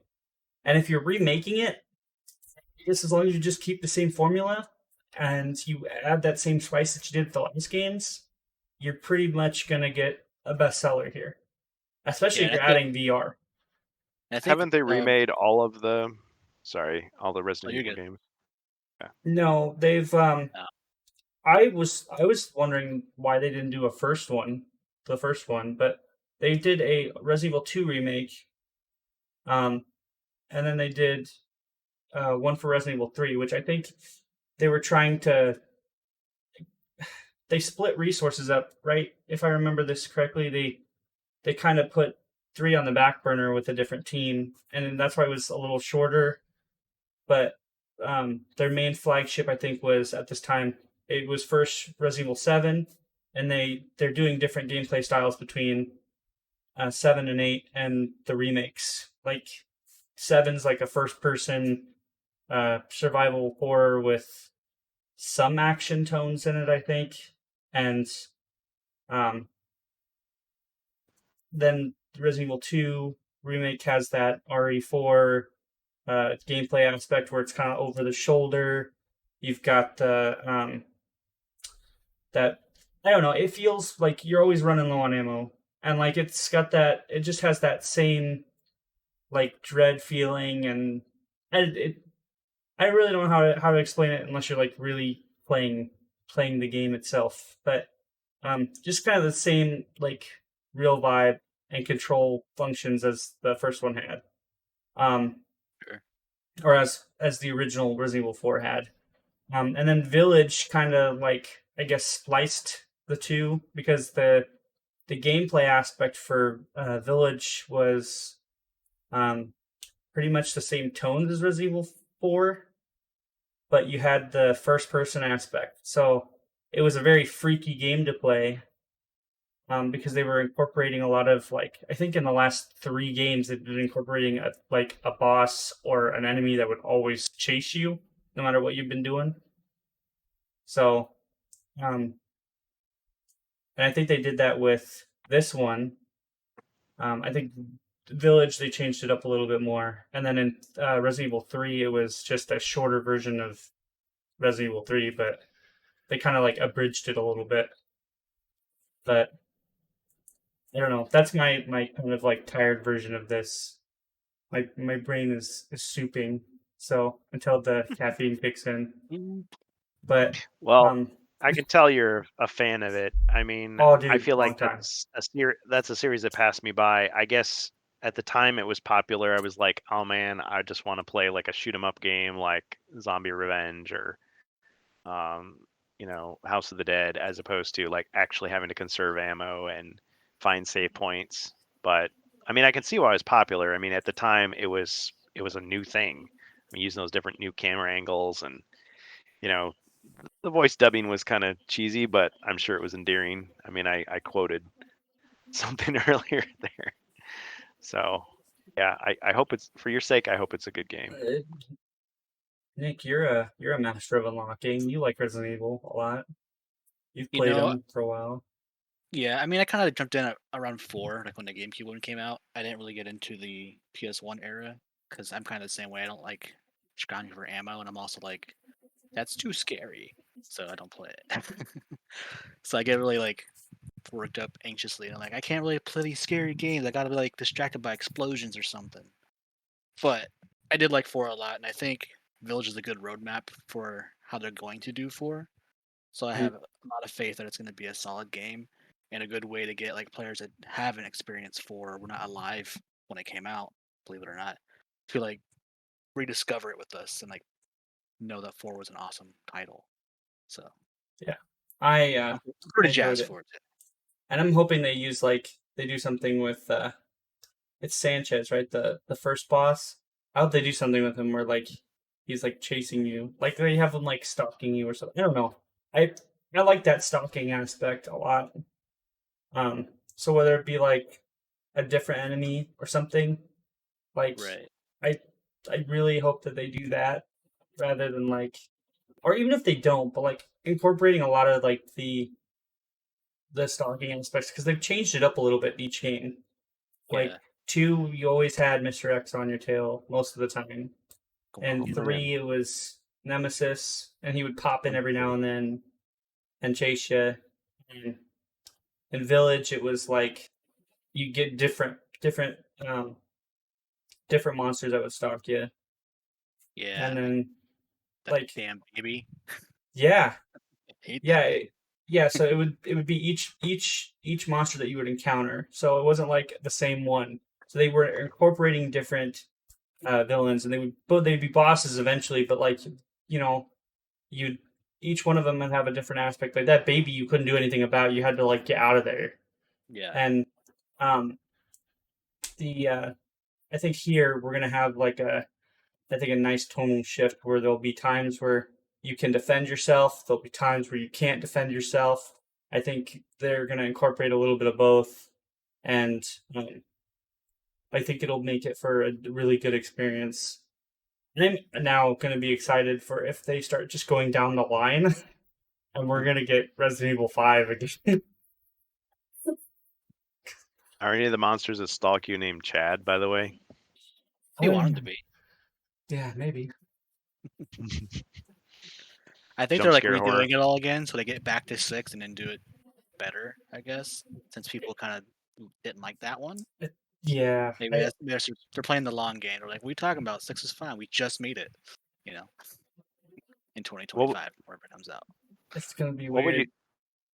what would you say to a complete noob, other than you need to play the whole series? Like, is there a game that you should start with, or games you should skip in the series, or is 4. that too long of a I mean, conversation? to be honest, I mean, if you're at least this late in the game, if you're wanting to start anyone, I would go back to the original RE4, because that's where they started with the different camera angle. The survival horror aspect was kind of built differently. If you go before that, your first 3 games were kind of like over the head tank controls with there were a lot of puzzles in most of them, Yeah. and I mean they had their Code own aspect Veronica. too.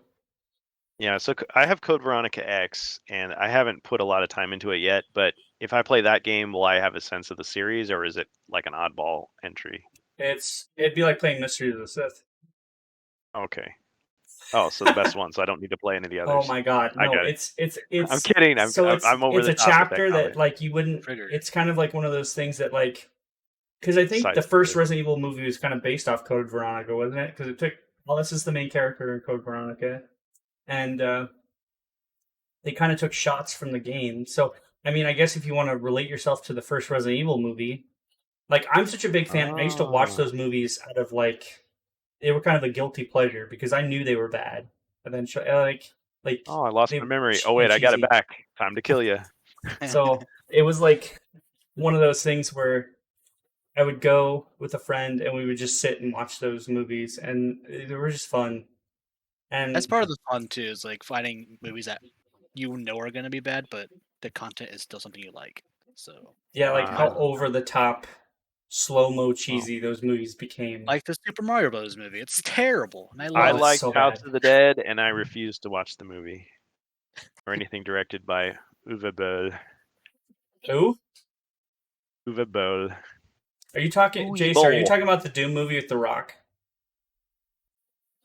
Oh, his comment. Because Doom. that movie's awesome. Because it has And The by Rock in awesome, you it, mean and that's the only part of that makes it awesome. so? Dwayne Johnson. Do you think that Doom is a good movie? It doesn't matter what you think. It doesn't matter what you think. The Rock's gonna take these demons and he's gonna slam them through this table. And that was the press tour. Yeah. Yep. He gives the paparazzi the people's elbow. Yeah.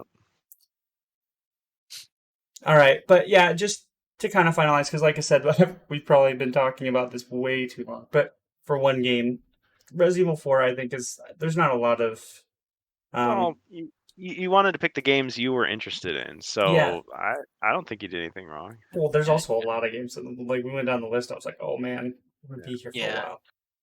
But They just I announced mean- them too, I think, not too long ago. So it kind yeah, of grew. Marvel Spider-Man 2 is coming out. Hey guys, Yeah, it is.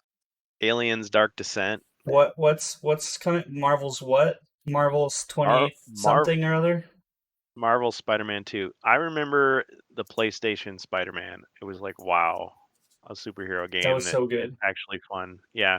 And it kind of went on its track, and I was looking back and asking people, well, which one should I go back to? And they said, okay, Spider-Man 2 on the Xbox was the last good one. But then some people were saying like the one that came out before this one was pretty good. So I don't know. I like being Spider-Man and swinging through the city and like finding crimes and trying to like solve them. Like that's fun. So if Alright. that game lets you do that, hey, Let's see. Give me this. it's a game about a mermaid in the future. called The Lost Pisces. Bet you There's guys a can't bunch of guess what indie this games. is. Gotta get the screen back. Star Trek. Oh, you got me. What are you showing? It's the new Deep Space Nine game. Oh man. DS9. I remember when they were gonna do a DS9 movie and it never happened. Captain Benjamin Sisko. So you can't hear, but the only thing that they're talking, the only person that they got for this, and I think you told me this, Nick, was that they brought back Jennifer Hale for Bastila. So KOTOR is getting remade, and Aspire's taking the reins. See, how did I fall for this? You even told me this was coming, and I just forgot it.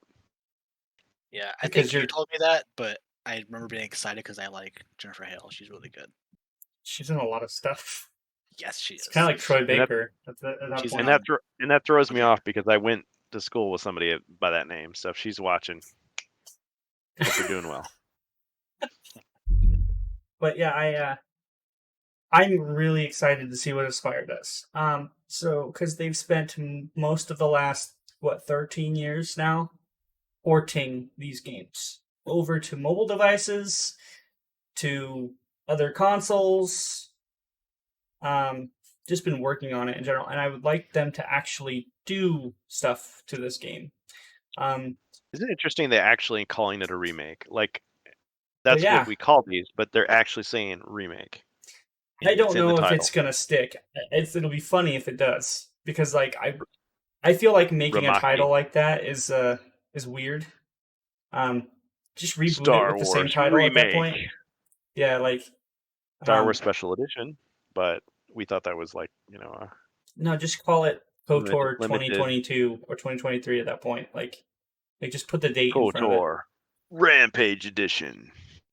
Yeah, like KOTOR Reloaded. I'm not a big supporter of a lot of remakes, but I think that super old games, if you're wanting to bring them back, I think that Capcom's done a good job doing that with Resident Evil. It is confusing when you don't change the title. It's just it's Mortal Kombat again. Okay, Mortal Kombat? No, Mortal Kombat year. Like I think keeping the Elvira has a good point, and I played it. See, once again, you're not the only one getting caught off guard. Final Fantasy VII has remake in the title. I didn't know that. So what's Final Fantasy? You play Corey. You have that game. I do. I want them to remake. I want them to give Squall a touch up. Or Squall Line, right? Nobody pays attention to him. We gotta get that Final Fantasy X remake and get that last scene. I think it's funny because I thought he was going to bat for that title, and all of a sudden the next thing, I think it's stupid. Hey, preaching to the choir. Hey man, that's completely understandable. The thing is I think at this point they should just start putting the dates afterward, like not in the actual title, but just call it KOTOR, because at this point they're people are suckering for remakes. Like even me at this point. Like I said, I think Capcom's done a good job remaking certain games, and I think with the KOTOR remake, I think it's been okay. And if it turns out to be an actual single player experience, then yeah. It's definitely a guilty pleasure for sure. Yes, I can definitely say that. They're remaking The Last of Us, or they've done it. It comes out in September, the first one, and like the part 2 graphic style. And I'm only the second to The Last of Us. I saw that. It's a. You can definitely tell there's a difference, but like I don't think that game needs to be remade. It still holds. It doesn't. It doesn't need it, but I'm definitely going to buy it. see, that's so they where did need to remake they hooked you. Just for me though. But yeah, see, like if you know Nick, he's a huge fan of The Last of Us, and it's one of those games where like no matter what happens, you're gonna get. Like I said, Resident Evil could bomb in the theaters, and I was there. It didn't matter. Like so, like I guess what we call a diehard. diehard fan. No, because I didn't go in there like defending it. It could have been crappy, and I knew it was crappy. It was just one of those things. It was just a guilty pleasure, right? Like it was like I didn't care that it was crappy. But you I knew it was enjoyed it. crappy, but you still Yeah, enjoyed it. I wasn't trying to make a mountain out of a It wasn't molehill like or turn. it sucked and you pretended to like it Yeah, I because wasn't polishing you the turd you there. It was felt just like you you had to know. be loyal to the brand. Yeah, there is a So difference. True. I I saw think Resident Evil, the movie, with and I saw the KOTOR, sequel a long time later. I think we're gonna get something. As long as, like I said, they stay true to the formula. Like I said, a single player game is a single player game. You know, not hey, you can play the single player game, it's gonna be good, but did you know, like in Rise of the Tomb Raider, you can get these credits to unlock all these outfits for Revan? Or you can buy them for $30. And I'm gonna get reminded every time I fucking log in. Every time. The Sith swimsuit. Did you know that you could unlock special outfits for Bastila? Only The $30. sexy Sith collection. Yeah, like Yeah. for real. For subs only. What? Special lightsaber crystals. Stuff like that. That's the stuff I'm not looking forward to. Like I said, Yeah, Capcom's done right it's because sleazy. it's literally just been a remake. It's been Resident Evil as it is. Aspire has done porting as it is. And that's why I have faith that they can do it. Whether or not the gameplay delivers remains to be seen, because that's all I've known Aspire to do, is they are just porters of KOTOR. So they know the game, but can they handle building something like this? Is the question. It's like giving the GTA Definitive Edition to who that developer was for mobile games, like Grove Street Games, and they just ported over the mobile device versions over and then used AI to smooth it out. That's not making a definitive edition. That's trying to deep fake your game and failing really bad. So you get wobbly armed Ryder. So it's a little messed up. But yeah, anyway. Those two I have the most faith in. Here comes the next. Hey Next man, one. I'm so sorry. I gotta bow out. I hate to be that one that does that, but one last thing I just want to say. It was great to meet you, Nicky, and always Sure. a pleasure, Strange Butts. This Teenage Mutant Ninja Turtles game that was brought up earlier in the chat, that's coming out in 5 days. So I just watched the trailer, and I gotta say I don't care for the art style. It looks like a GBA game to me, but it might be a lot of fun, and it does have a 6-player option, and it is coming out for PC. So I don't know. I might try that one. But I know you guys got more games to talk about, so please I was continue gonna say on. I think there's a couple out there to talk about. we did. You were still wanting to talk about the Frozen Horror Pack at some point in time. Yeah, I was. Oh, I feel like though I might have to just wait until Gen Con, because if they're not going to talk about it anymore, just isn't much to say, really. No problem. The stuff that I wanted to say about it, I feel like I pretty much said it already in terms of them not revealing information, and I kind of get the feeling it's going to be just broken when they release it, and fans are going to have to pick up the pieces. And once again, it's the whole marketing thing of them just putting it out there for the super fans to deal with, and not really caring enough to be connected with the community. Like I could see the Avalon Hill guys getting online and going, "Oh yeah, you're right. All that's homebrew stuff you came up with, do that." But that's not going to help the average buyer. So Well, here's what I'll do then. Since the ad's coming up, we'll take a quick break and we're gonna finish up because we've only got a couple more topics left. I'll let Kurgan go here during the ad break. Once again, I do want to thank him for sticking around because he probably does have to wake up here pretty early. Yeah, unfortunately, I do have to get up earlier than So I originally planned. I do want to thank him for sticking around, and I'll finish this one up here with Nick if he's willing to stay with me and duke Sure, it man. out. It's the weekend. The weekend. Awesome chat, guys. Thank you for putting this on. I had a great time, and I'd stay longer if I could. So No problem. Let's keep go up the ahead good and work, take everybody. the ad break Everybody here real sub. quick. Everybody Cool. sub. Strange bus. Woo. And we'll be right back, guys. Don't go away. It's a hefty ad, eh? It's a very empty ad.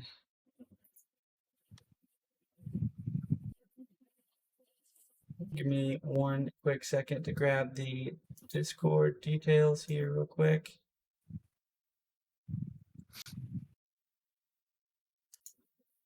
Of course, my Discord's all chankered up.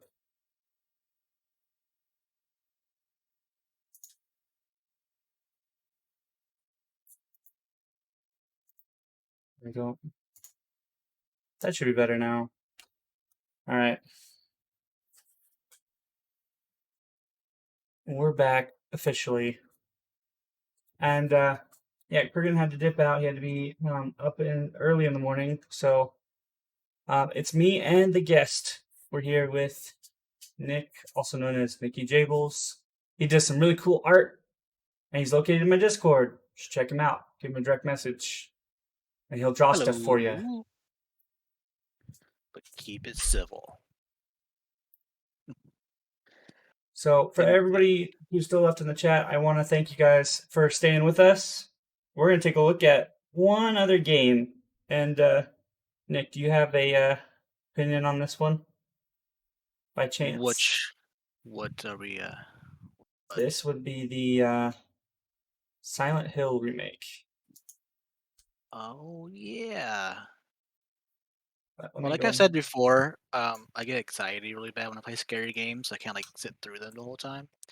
But I do love watching them, and I do like Silent Hill. Like I love watching people play this game. But I can't do it. I'm like, it's too scary. I'm just a weak little noodle. But yeah. I was surprised that they were actually going to release this because doesn't Konami still have the Silent Hill license?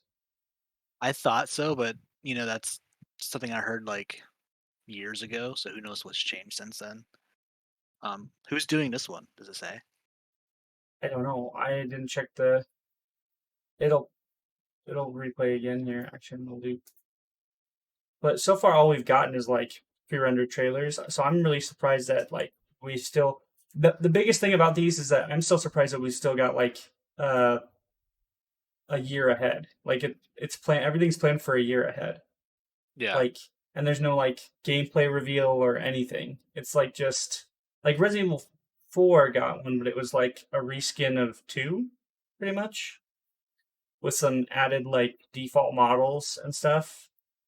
Just kind of showcasing the Unreal 5 engine because like they imported the old Leon model in and like showcased like the lighting and stuff like that, which was nice. And I think that's what this is this is just like a showcase of what the game is going to look like. Yeah. And I think that's cool. It's just supposed to be like the first game remade, or is it like a whole new? Queen of Obscene, thanks for following the bus. I appreciate it. Oh. I think they are doing like a full-on remake, and like it's going to be similar, but I haven't gotten any like major details. Somebody just told me that's what they're doing. Is they're just pretty much remaking the game, and I was surprised because, like I said, the last thing I heard about was they were going to do Silent Hill, and that was going to be with Norman Reedus, and Kojima's behind the wheel, I believe, with that one. And that whole thing happened. Yeah, that whole thing happened, and now he's doing Death Stranding, and he's doing the sequel now. I think isn't there going to be a sequel to Death Stranding? I think or a someone said spin-off or something. I think it's a sequel, but maybe there's hope now for me that there's going to be a Metal Gear remake as well. So I've got to take a deeper look into it and make sure it's not like owned by a different IP. Because if it's Konami that sold out the license, then that's fine. But they still got a hold on Metal Gear. We may not see anything. Also, No, Kojima had a really good way of like. Well, I guess Metal Gear Rising wasn't Kojima, but it was Kojima's approval, right? I think so. Yeah, it was Platinum Games and their team that did the story and stuff. Yeah. I think he had like input on like how the story would go or something like that, like because it's his characters. But yeah, Like we've seen what happens to Metal Gear when it's not done when it's done by Konami and not Kojima. Becomes Metal Gear Survive. we don't talk about that Oh ever. yeah. Ever. Sorry. Yeah. How bad would you be if it's like, surprise, it's a pachinko machine, Silent Hill version. Hit the lever. Yeah, Pull the lever, Kronk. No, they won't do that again. Hopefully. I don't know. I'm excited for it to come back, but I'm also like really weirded out. I'm actually gonna check and see if we've got a developer underneath this real quick. Let's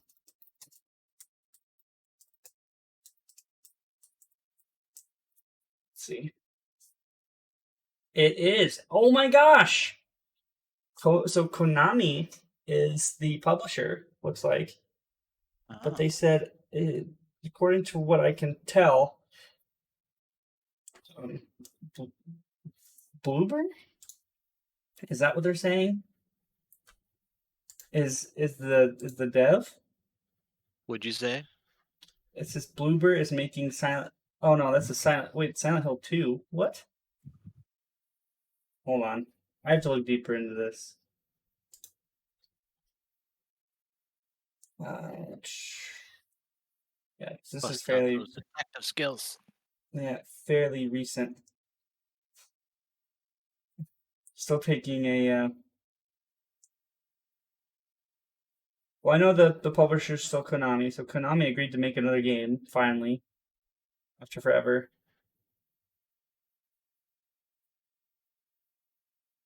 So they're doing a Silent Hill and the Silent Hill 2 remake. Wow. Yeah, it's all said to be happening at the same time Konami is riding high after its most profitable year in its 53-year history. Who would have thought? I guess Blueberry is the dev for Silent Hill 2, but I don't know who. Oh, is it the Layers of Fear dev that's doing Silent Hill?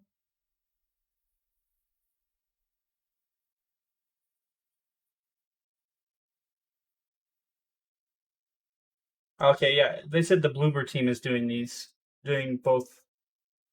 So I guess they worked on Layers of Fear. This article is very like confusing. So I'm guessing, yeah, the team Bloober, Bloober. Right on. So it looks like they were working on a Layers of Fear project, but they got moved to this, and they're going to be doing a Silent Hill 2 project as well.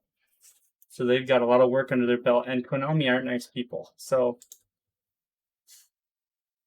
let's hope you don't get taken to the back of the barn, and like they did with poor old Metal Gear. Metal Gear. I miss it, but you know. So It's not yeah, what we're talking about. but those are the three. Those are the three that I have, kind of in line right now. So we got Resident Evil, KOTOR, and Silent Hill, and they're all coming out in 2023. So, if any of you guys were not looking forward to any remakes, I'm looking forward to actual individual works of art.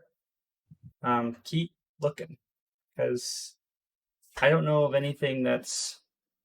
Well, I mean, there's some goodies coming out, like the Callisto Protocol, which is the old Dead Yeah. Space devs doing their whole new game.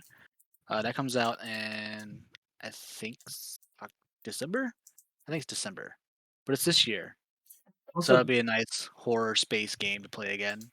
I guess V Rising's pretty good too, and that's a I've kind of a heard new game. I've been playing that. It's been pretty good. if you're into like hack and slashy beat 'em ups like Devil May Cry style games, Solstice looks pretty good. It's coming up in a couple months by Modus Games.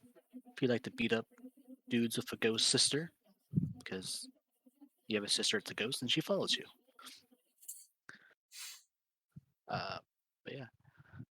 And then personal favorite for me next year is Breath of the Wild. Pretty jazzed. I can't wait. Taking too long. It took a long time with that. I'm still waiting for. I'm still waiting for Metroid Prime. Oh yeah. Yep, that's what I'm waiting for. I don't know if it's out yet, but Mario Strikers is coming up. If you like Mario sports games, kick around the old football with your favorite Mario characters. Oh yeah, always talk to you for Nintendo releases. I like the simple games, man. I don't like this new age multiplayer craze. Garbage. I keep it simple. My brain's too small, and I need like bright colors and fun times. If it's shiny, I'll probably play it. See. Pokemons. Got that new Pokemons coming? I wanted to see. They've got. Do they have anything for Jedi Survivor yet? Or is it just the same as? I haven't seen any trailer for Jedi Survivor yet. Let's take a look. I think they just had like the teaser like announce trailer. I know it's on the PlayStation homepage. Nintendo Plus being able to pause and pick up where I left off. For fucking real. Like, I am. Okay, so I think me and you had this discussion about how, like, I love Monster Hunter. Mm-hmm. I hate the fact that I couldn't pause a Monster Hunter. Yeah, you were throwing a fit in World like every day. I was. And I would give you crap, but it was totally justified. Because like even the old ones on PSP and stuff, like you couldn't technically pause. We had to go through your menu, like go to the last page and then pause it. It was really dumb. But I think Rise you can pause. So like if you were to play the new ones, you can, you know, put it down, take care of your kids, whatever you gotta do, grab a cookie, come back, fight some monsters, you know. But it was like I'm trying to.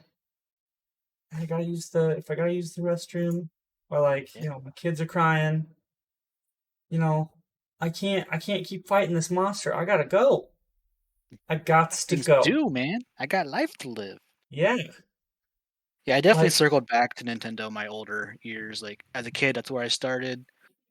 Got my PlayStation when I was like 10. I was like, oh yeah, all these things. And like mid-20s, I'm like, you know what? I need to calm down. Where's my Nintendo at? And then Breath of the Wild came out, and it was like good to go. So definitely a good console for the old man.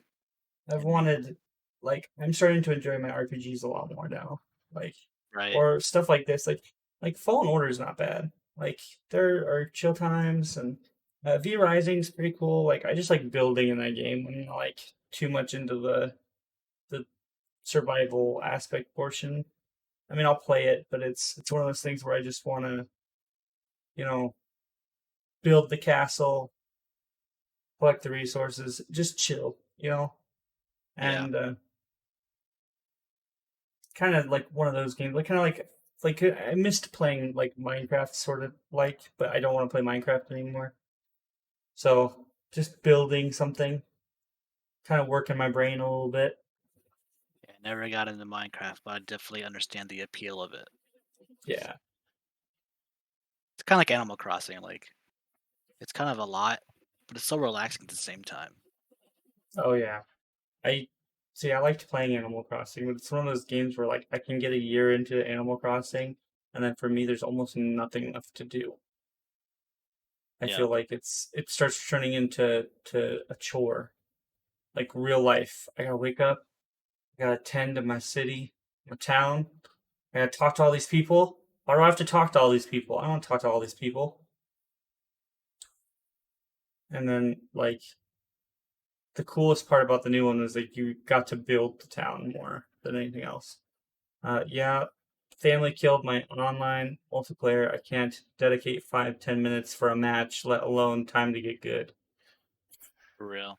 Been playing Triangle Strategy lately. Tactics games are a favorite of mine. Played the heck out of Final Fantasy Tactics. That was good. Yep. That was fun. I played this one game on my PSP called Jean d'Arc that I got really into. I think it was kind of Final Fantasy Tactics-esque. That was a long word sentence. But it was really fun because I was like working and going to school at the same time, and it was just nice to have like a game you can pick up and put down and not really worry about, I don't know, getting murdered by a 10-year-old. Oh man. And then I think those are the big ones for 2023. And you also listed a couple cool ones. For this year, if you are interested in anything, because vampires are kind of making a comeback. They got that new Vampire the Masquerade game, which I've been wanting to try. A Swan Song, I think it was. Interesting. On top of V Rising. And then you've got something that looks interesting. It's been looking interesting to me, but I don't know quite what it is. And Stray. Oh yeah, you can play as Kitty Cat. He plays Kitty Cat. And then also like the new PlayStation services that are coming up, like we can like do PS Now and Plus for like whatever amount of money it is. They're giving that game away for free if you do like the higher 2 tiers, I guess. So it's not really free. You got to pay for the tier, but Yeah. it looks pretty cool. But I you're a think cat it's in like a cyberpunk city, too. yeah, a bunch of robot people. You gotta, I don't know, knock their cups down off the counter and stuff like that. Get all annoying. I'm pretty cool. Like that looks really fun. I like games that aren't just about shooting people in the face all the time. I like a new twist on things. Speaking of shooting people in the face, October you get Call of Duty Modern Warfare 2. Sure do. Sure do. Sure do, Eddie. I'm pretty good for that one. I like that series, so no shame. The Quarry I heard is pretty good. And then the worst of all, for everybody who likes their mobile games and wants to get involved in the latest Blizzard hype, Diablo Immortal. Diablo. I just saw an article. It's like Blizzard was like, "This is the best launch we've had ever." I'm like, "Yeah, it's a free game, dude. Of course, it's the best launch you've had for a Diablo title." It's like over 10 million installs, so people are digging it, or at least trying to. I wonder how many people threw up after downloading it. Probably keep track of that. All right, maybe it's actually good. Who knows? Hey, that's a good attitude to have. I try. I don't do it very often, or for important things, but you know, someone somewhere will like it. Someone somewhere will like it. That's it. Yeah. You gotta have. All right. So next, and I think finally on our list, I gotta check in. Which time we got left on the little timer? I think I can push back the ads this time. Yeah, we got time. Caught on Wii with the Cabela shotgun, point and shoot, kill them all. See, that's an interesting way to play COD. I like that. It's good. It's real good. Let's see. I wonder how accurate that thing was on the Wii. I never had the gun. Like, I had the ones where you put the Wii mode in there and you could play like Operation Raccoon, or not Operation Raccoon City. We played what was it? The shooter. I'm losing my mind right now.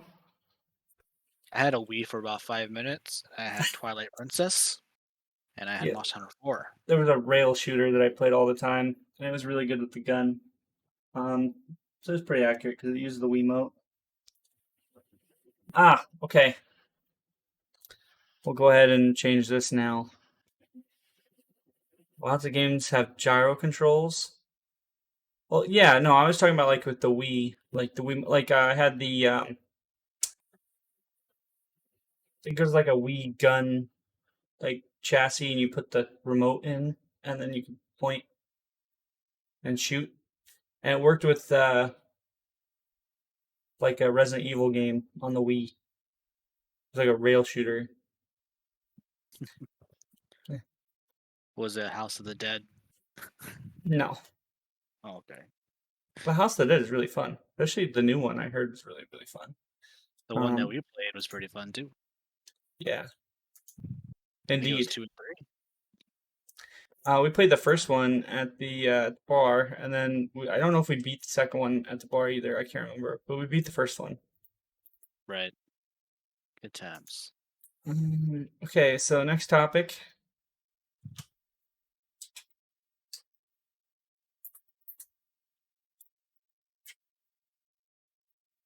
I bet you have everything to say about this. Oh. Really, What not is it? really. Oh. So, new series. Right now, Kenobi or Obi-Wan Kenobi is playing on Disney Plus. I have seen the first 2 episodes and I like it. Okay, well that's good. I'm glad. I have some things to say about it as well. Let's see. The hold on, let me get this thing popped up. And then we're just gonna be talking about like pretty much what's in store for Disney as far as their new one coming out, because they're gonna be coming out with one based on Cassian Andor from Rogue One. Ah, the airplane story. Yes.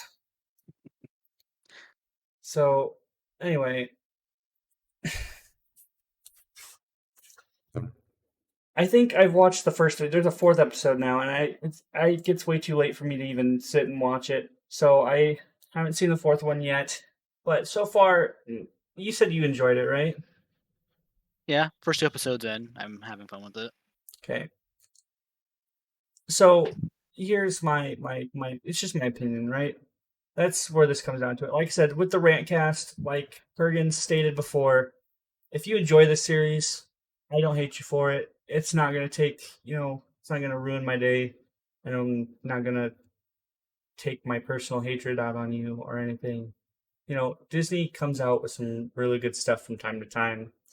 I think they have a good setup for this show, um, but like with most companies, I think money becomes the sole purpose of things first, um, before anything else. And like I said, I think they're smart. They set up a really good story for Kenobi. They did, they did the right thing. They had a good set of actors. But I think I think the word that I had is shoehorning. They are shoehorning a crap ton of stuff into this series.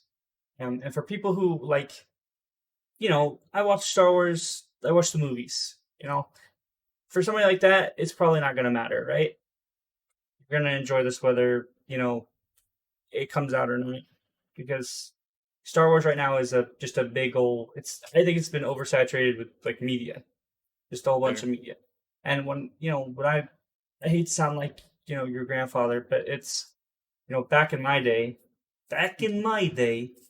um, When I was your age. there were other forms of entertainment for Star Wars that kind of helped build the universe. So with this, to me, the cinematography is super modern, like a lot of the movies that Disney's been releasing. And that's also because like with Star Wars, each movie or TV show is done by like a different director, or it's shot differently because like I said, there's multiple hands in Star Wars now, such as George Lucas or the director working with George Lucas. So the creative control is kind of different with each form of media. Similar but different. My qualm first is, like I said, they're trying to get Obi-Wan into a whole bunch of crap when like literally they could make a really good show about just his trials and tribulations, in Tatooine, and like because at this point in time, I felt like it was a journey of self-discovery for him, right? Um, the movies to me, I don't feel like he was supposed to meet Leia at any point in time, personally. And now that by the way, spoilers for anybody. I really hate to say that, but like we're at the 4th episode, so if you haven't seen it, there's probably going to be spoilers here. But yeah, I don't think like we need to meet every character in the Star Wars universe within the first season of Kenobi. We need to slow down. Right. And like especially it's like to me it's like the Book of Boba Fett, right? The title isn't like insinuating that this is supposed to be the a story on Boba Fett and his rise to power in Tatooine. Now we're doing another series taking place on Tatooine, um, focusing on Kenobi, but the it's kind of side lensing on Kenobi. Like Kenobi's still the main character here, but for how long? Because like I said, the Book of Boba Fett kind of sidelined over back to the Mandalorian, and then we got other characters involved, and we were just shoehorning a bunch of action into it after a while. Which to me, it wasn't bad. It was just I just asked myself why, like, because I feel like you wasted a lot of money and stuff when you could have just made a really good series based on Boba Fett. And like his story was good. So I don't know. Like, I don't think he needs to be meeting Darth Vader here right now, this early either. And I kind of feel like Darth Vader's character is a little like weird. But at the same time, you know, I don't know. I get really picky because I'm fanboying it at this time, right? You are But the indeed. positives of it are the fact that it does have a good cast. Like I said, it is done really well as far as his characters like comes from. Like I like how his character's set up. I like the Clone Wars and Bad Batch. See, I liked those too. The like I said, I have positives and negatives with a lot of Disney like media, but like I said, with this one, it's a love hate relationship because, like I said, the characters are set up okay. Darth Vader is set up okay. It's just I don't really need to feel like he needs to be the center of attention. Polsky, are you in right now? Just kidding, back now. Oh, I'm sorry, man. Yeah, we're going to be coming close to the end here soon, so we can get you in next cast. But it looks like I got a bunch of bots in recently. Feet. That's a good bot name. I like that. Wow. Well, thanks for coming in and cleaning up the bots, man. I appreciate it. So and I hope everything went all right as far as work goes. But the big thing with Kenobi for me was just like I said, it's I think they're just shoehorning a lot of action and characters in here. I think it's mostly just to get a lot of people to watch it, when I think you could do that without doing all of that necessary stuff. Or you could just pick somewhere else in the timeline, right? Because I don't know, it just leaves a lot for me. I feel like it leaves a lot of plot holes. So Yeah, or it's definitely fan service, but people want to see it, and I think Yeah. it's kind of nice that the cast that they do have, like Ewan McGregor, like they love their characters so much they will do the best they can with what they're given, Mhm. and that's why I like watching it because I know like they're into it versus just like putting on another show for the sake of it kind of deal. Yeah, absolutely. And it's like I said, there was a book that I read in regards to in between episodes 3 and 4, and like I said, this was a while ago, but it was right after episode 3 came out, and it was in regards to Kenobi going, going to hide at Tatooine, and he spent the first like 5 to 15 years looking for work. And this was before the Inquisitors and stuff, so he was still able to use the Force without being seen. He just was he was in hiding. So he would he was looking for mercenary work, like small time mercenary work. He was meeting new people on Tatooine. A lot of them would find out he was a Jedi or try to turn on him, and he was slowly losing trust for people. So you would get this Obi-Wan that was fresh off of, you know, taking out somebody that he cared about, and he was still trying to hold on to like somebody who's starting to get angry and impatient, and you were seeing a different side of him because he was never like that. He was always composed. And eventually he like I remember this one part, like he stopped like trying to get in touch with Qui-Gon because Qui-Gon wasn't responding to him, and he ends up destroying his lightsaber and, you know, giving up.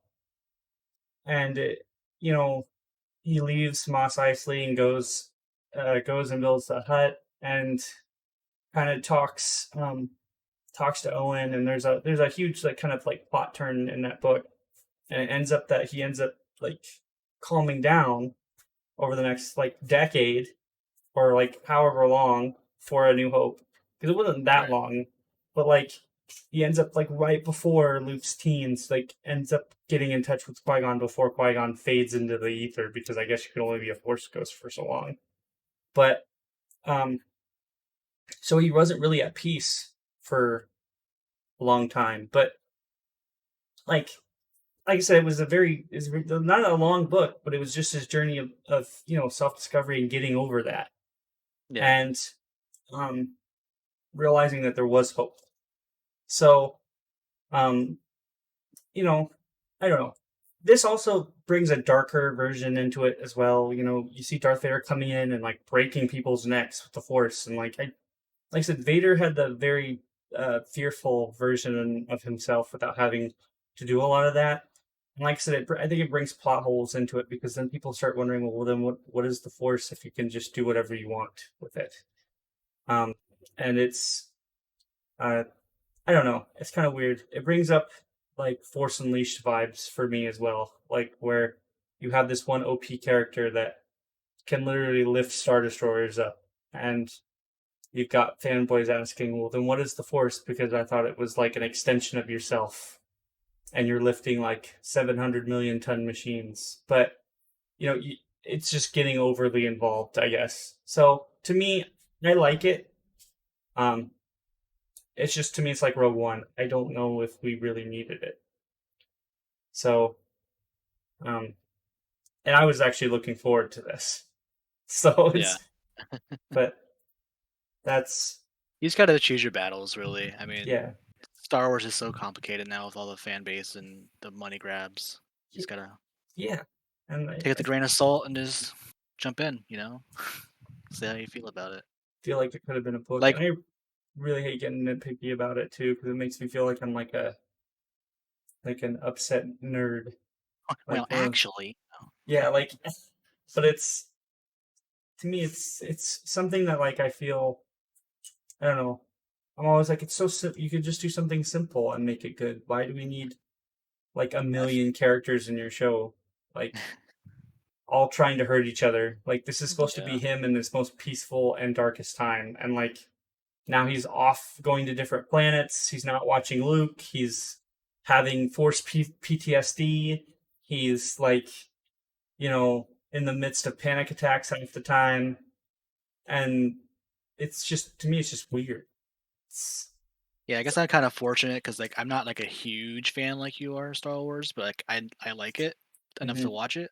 So like all these inconsistencies and like weird things don't bother me because I don't know about them, because ignorance is bliss, you know. Yeah. But I enjoy most of what I've seen. I didn't like the last movie of like the, I guess, the new trilogy, but for the most part it was fun to watch. Like I enjoyed watching it. It was a fun movie. Right. And there was a meme I was looking at not too long ago where had Obi-Wan throwing that blaster down from episode 3, and he was like, oh, so uncivilized, and he like rips the blaster out, in this one. He's like starts shooting people up. And I thought it was funny because I don't mind him with the blaster now because you know the Inquisitors are Disney's like kind of they're the new 501st of this whole series, and I mean I guess that's the wrong thing to say. They're the Jedi hunters, and like how they picture it is like the Jedi now can't use Force at all because it kind of like sends signals up to them and everything else. It's like a So what you're saying is it's Dragon Ball Z now. kind of. It really is. It's kind of like you know they're like hiding from Frieza or something like that. Yeah, you know you don't want to get feel pinged. So kind of like in Fallen Order, you know you save that your friend at the beginning of the game and like it's over because you know they start coming in and looking for you. So like I guess that's his only real means of defense is you know a holdout blaster. So it's understandable now, but yeah, that's kind of I guess my whole take on it. There's a lot of good and there's a lot of bad. Like I said, I feel like you know Darth Vader really just wanted to kill Obi-Wan at that point. He could have, and he didn't. But you know, it's their flagship now, not mine. So, next, I guess if we're gonna move to our next show, and I don't even know if there's not too much that I know about this, other than the fact that I don't know why we're focusing on this character in particular. If anybody in chat knows, because I don't know why he's getting a spotlight. I don't even know where in the timeline this is taking place. But so we now have a series that's being released focused on Cassian Andor, which was he was the rebellion soldier in Rogue One. So once again, looking at Disney and kind of, you know, shrugging my shoulders because this guy is like dead. And I mean, not like you have to have some sort of importance and be alive, but like, I don't know. Like, I don't really feel like Rogue One needed to be told, you know, in movie form. So I feel like a lot of these could be told via book. But nobody reads anymore. What are you talking about? Okay, comic then. Book, comic, you know. What are these words? Are you crazy? I don't want that in my face. And, you know, it's I mean, it looks okay. It's just like there's a lot of stuff just being told all over Star Wars, and like I don't know. It's just, and I guess there's Jin in there, and like so. I guess before you watch your Rogue One again, if you ever feel like you know watching that, you got this to watch. I feel like this has gotten more complicated than any Metal Gear Solid storyline. No, for real though. Like there's I mean, so many like it's not all different words. It's not all over the place per se. It's just the fact that they're doing so many movies on small parts of the universe, and the gaps between the timelines are getting tinier and tinier, and they keep making shows like large scale shows on. So like, and it's all like a lot of what they're focusing on is taking place between 3 and 4. Like this show is probably between the birth. It's like taking place around the birth of the rebellion. Like, which also is when Solo happens and before Rogue One, and sometime around the show Rebels. And so you've got like, if you're ever going to ever have another Star Wars-a-thon ever in your life, you're sitting there scratching your head like, where am I starting in that part? There's not enough time left in my life force. I can't do it. No, like I have to dedicate a whole month. And it's like I said, that's why I'm like saying like the books and the comics you could kind of pick, which ones were pertinent to your marathon. Now you have to get episode guides and like all sorts of weird stuff. Anthology style episodes could work in short stories instead of filling a whole 10, 20-year timeline. Yeah, and I agree with that. It's just one of those things. Like you have these it's like big budget style films and shows, and this is a series on a character who I guess was kind of the wasn't the B actor, but he was like the side character in Rogue One. Like I didn't even know his name or remember his name. And I've seen Rogue One many times. It was one of my favorite Star Wars stories out of the two. Like I liked Solo too, but like it was like just the fact that I liked it because of like how they told it, not because of like the fact that it needed to be told. So Maybe there was like a meeting one day at Disney, and there's just one guy that's like always gets shut down on his projects, and they felt bad. He's like, "Can we please do Andor?" And they're like, "You know what? Okay, this one time you can do your project," and that's why we have it now. I really just feel like they are running out of safety safety store. Like we need to stay safe. What can we do? What can people like sigh about but not get completely hateful? And they're like, well, what about something we already have an IP or already have a story on that's not part of like the old school stuff? Oh, okay. What about a story on Jyn Erso? Well, no, we can't do that because she's being told in Rogue One. Okay, what about her not love interest? Cassian Andor. Oh, great, good. We can do another story in between 3 and 4 on top of everything else. Yeah. I think Solo was supposed to be more space western. I mean, Han Solo makes everything look space western. Have you seen Harrison Ford? Like recently? Yeah, his voice, he could talk to you and it makes you feel like you're about to get ready to like draw at noon. Wasn't he in like space, like the Cowboys versus Aliens movie or something? Yeah, he was. Yeah. My grandfather went to go see that movie with me when it came out, and he really regretted it. He's like, "What is James Bond doing in this movie?" He did not expect it to be that type of movie at all. It was like laughing the whole time. You should have took him to see 1,000 Ways to Die in the West. He would have loved it. Oh, dude, I don't think you would have. No, you would not. But yeah, so I don't think this needs to be told. I think Disney can find other areas of the timeline to make money off of. I think they're biding time or something. I don't know. Star Wars has become like a toxic mess between the fan bases, and I don't know if they're just doing this to be safe or whatever, because they make enough money off the Star Wars IP anyway that they could just make a story about Ewoks at this point and probably make money. So I don't know.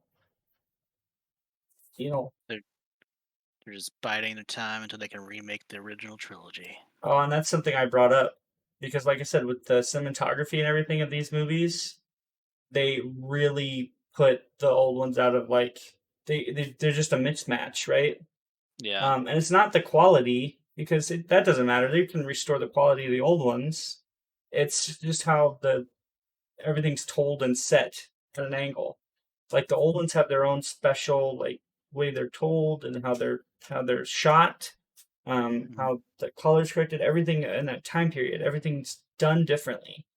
And then the prequels kind of had a different style, mostly because they were CG. But like even with the original sets in the first movie, they were shot to be similar to the original trilogy as far as like I believe, at least in my opinion, with the cinematography and the style everything was done.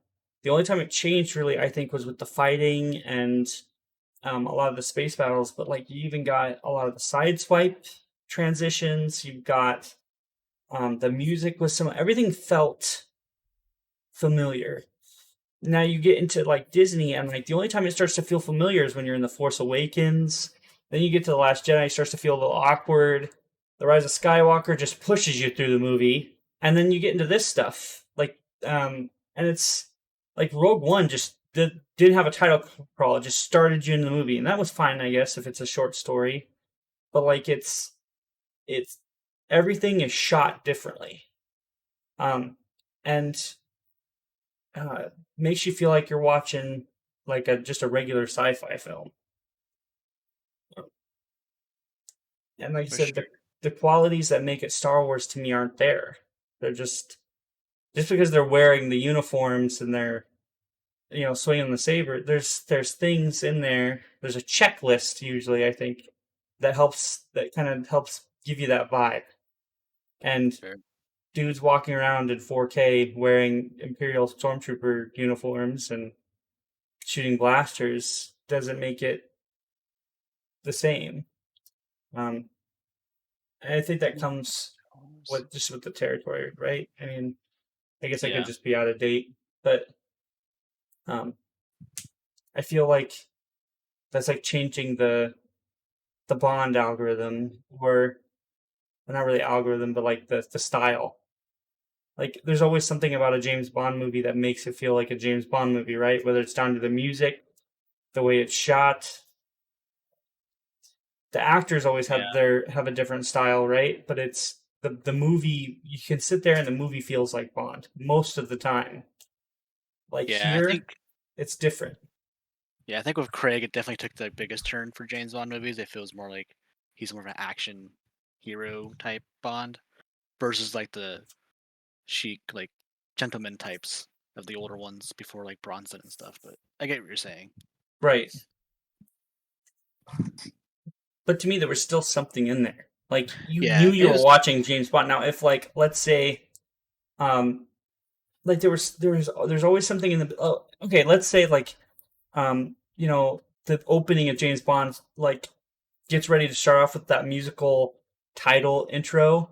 He like Yeah, falls into the water, he gets shot, and it does like this cartoon transition, and it just says 007, and then it goes into the movie. Like it does something completely different, and then like you're just sitting there like going like, where's the styled where's intro? where's my music video, man? I want it back. Yeah, Yeah, like I get it. you're left. I mean, there is literally I think a part of that company that helps regulate stuff like that for that series. Yeah, I mean it's part of a brand identity. It's within Yeah. anything. You have So your styles and guides that you would go by to make what it is. uh, You can't be like, yeah, it's James Bond, and by the way, he drives a big semi truck now. It's like, no, that's not James Bond. He doesn't do that. Q hooks him up with a huge semi truck. This is just over the top too. Where's Sylvester Stallone? That's not. What's going on? But yeah, so I mean, I don't know at that point. It's one of those things that just drives me nuts. But any hoozle, um, that's kind of our topics for tonight. We're almost at 5 hours, so yeah. Or if Bond tried to be Mission Impossible, yeah, that too. There's a new one of those coming out too. Oh my god, what are we at? Like 7, 8? I don't know. I saw the trailer on Sunday when I watched Top Gun.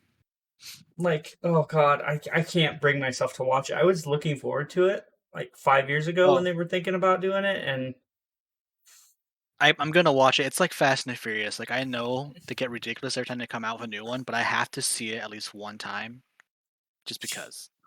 So I'll watch it once, just because I've had since I was like 10 years old, or however the first one there's came a out. difference between young Tom Cruise and old Tom Cruise, and like there was just a Yeah, style he had. It was great. he was thin font back in the day. Now he's a bold font, but he's kind of the same look. I don't know. I enjoy watching him just for the fun of it, nostalgia, and all the fun jazz. Plus Simon Pegg's still in it, so that'd be cool. Oh my god. Yeah, I mean, It's Bing Rames. it's fun. It's gonna be fun. Mindless fun, but Yeah. I mean, he's like in his late 50s now, right? Yeah, but he has money, so he can be plastic surgery to the 40s and stuff. He can It's do fine. whatever age he wants to be. He might buy a robot body later. You don't know. With all that Scientology cash. Yeah. All right. Well, Well, this is a short episode. yep. Only 4 hours and 44 minutes. That's it. That's all it was. Well, all right, guys. For those of you stuck around, thank you so much for watching and participating here with me on the Rantcast. Sorry that John couldn't stick around or Kurgan couldn't stick around longer, but yeah, when you gotta wake up early, you gotta wake up early. But also, Nick, thanks for joining me. That's such a short notice. No problem. And I'm gonna once again remind everybody here that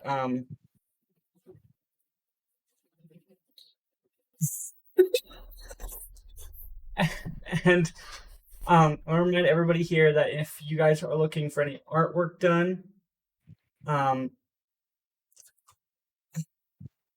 you can direct message NickyJables through the bus of Discord. He does great work. Yeah, because it's all about family. Family. If you haven't seen HeroQuest fans, you should check out his channel there. That is twitch.tv/HeroQuestFans. That's twitch.tv/HeroQuestFans. You can also check him out on YouTube. That is XSC3, home of HeroQuest fans. This should be up on my VOD tonight and up on YouTube at least within the next day or so, because the Rantcast, I think, is YouTube friendly. So, woohoo! Yep. If you guys haven't followed, please consider following Strange Bus and HeroQuest fans for your Discord and Twitch notifications. Or you can follow me at the Bus of Discord. Once again, that's in the chat description or in my About page. Thanks once again to Queen of Obscene for following, and I will catch you guys on the bus next time. Take care. Have a great one. See you later.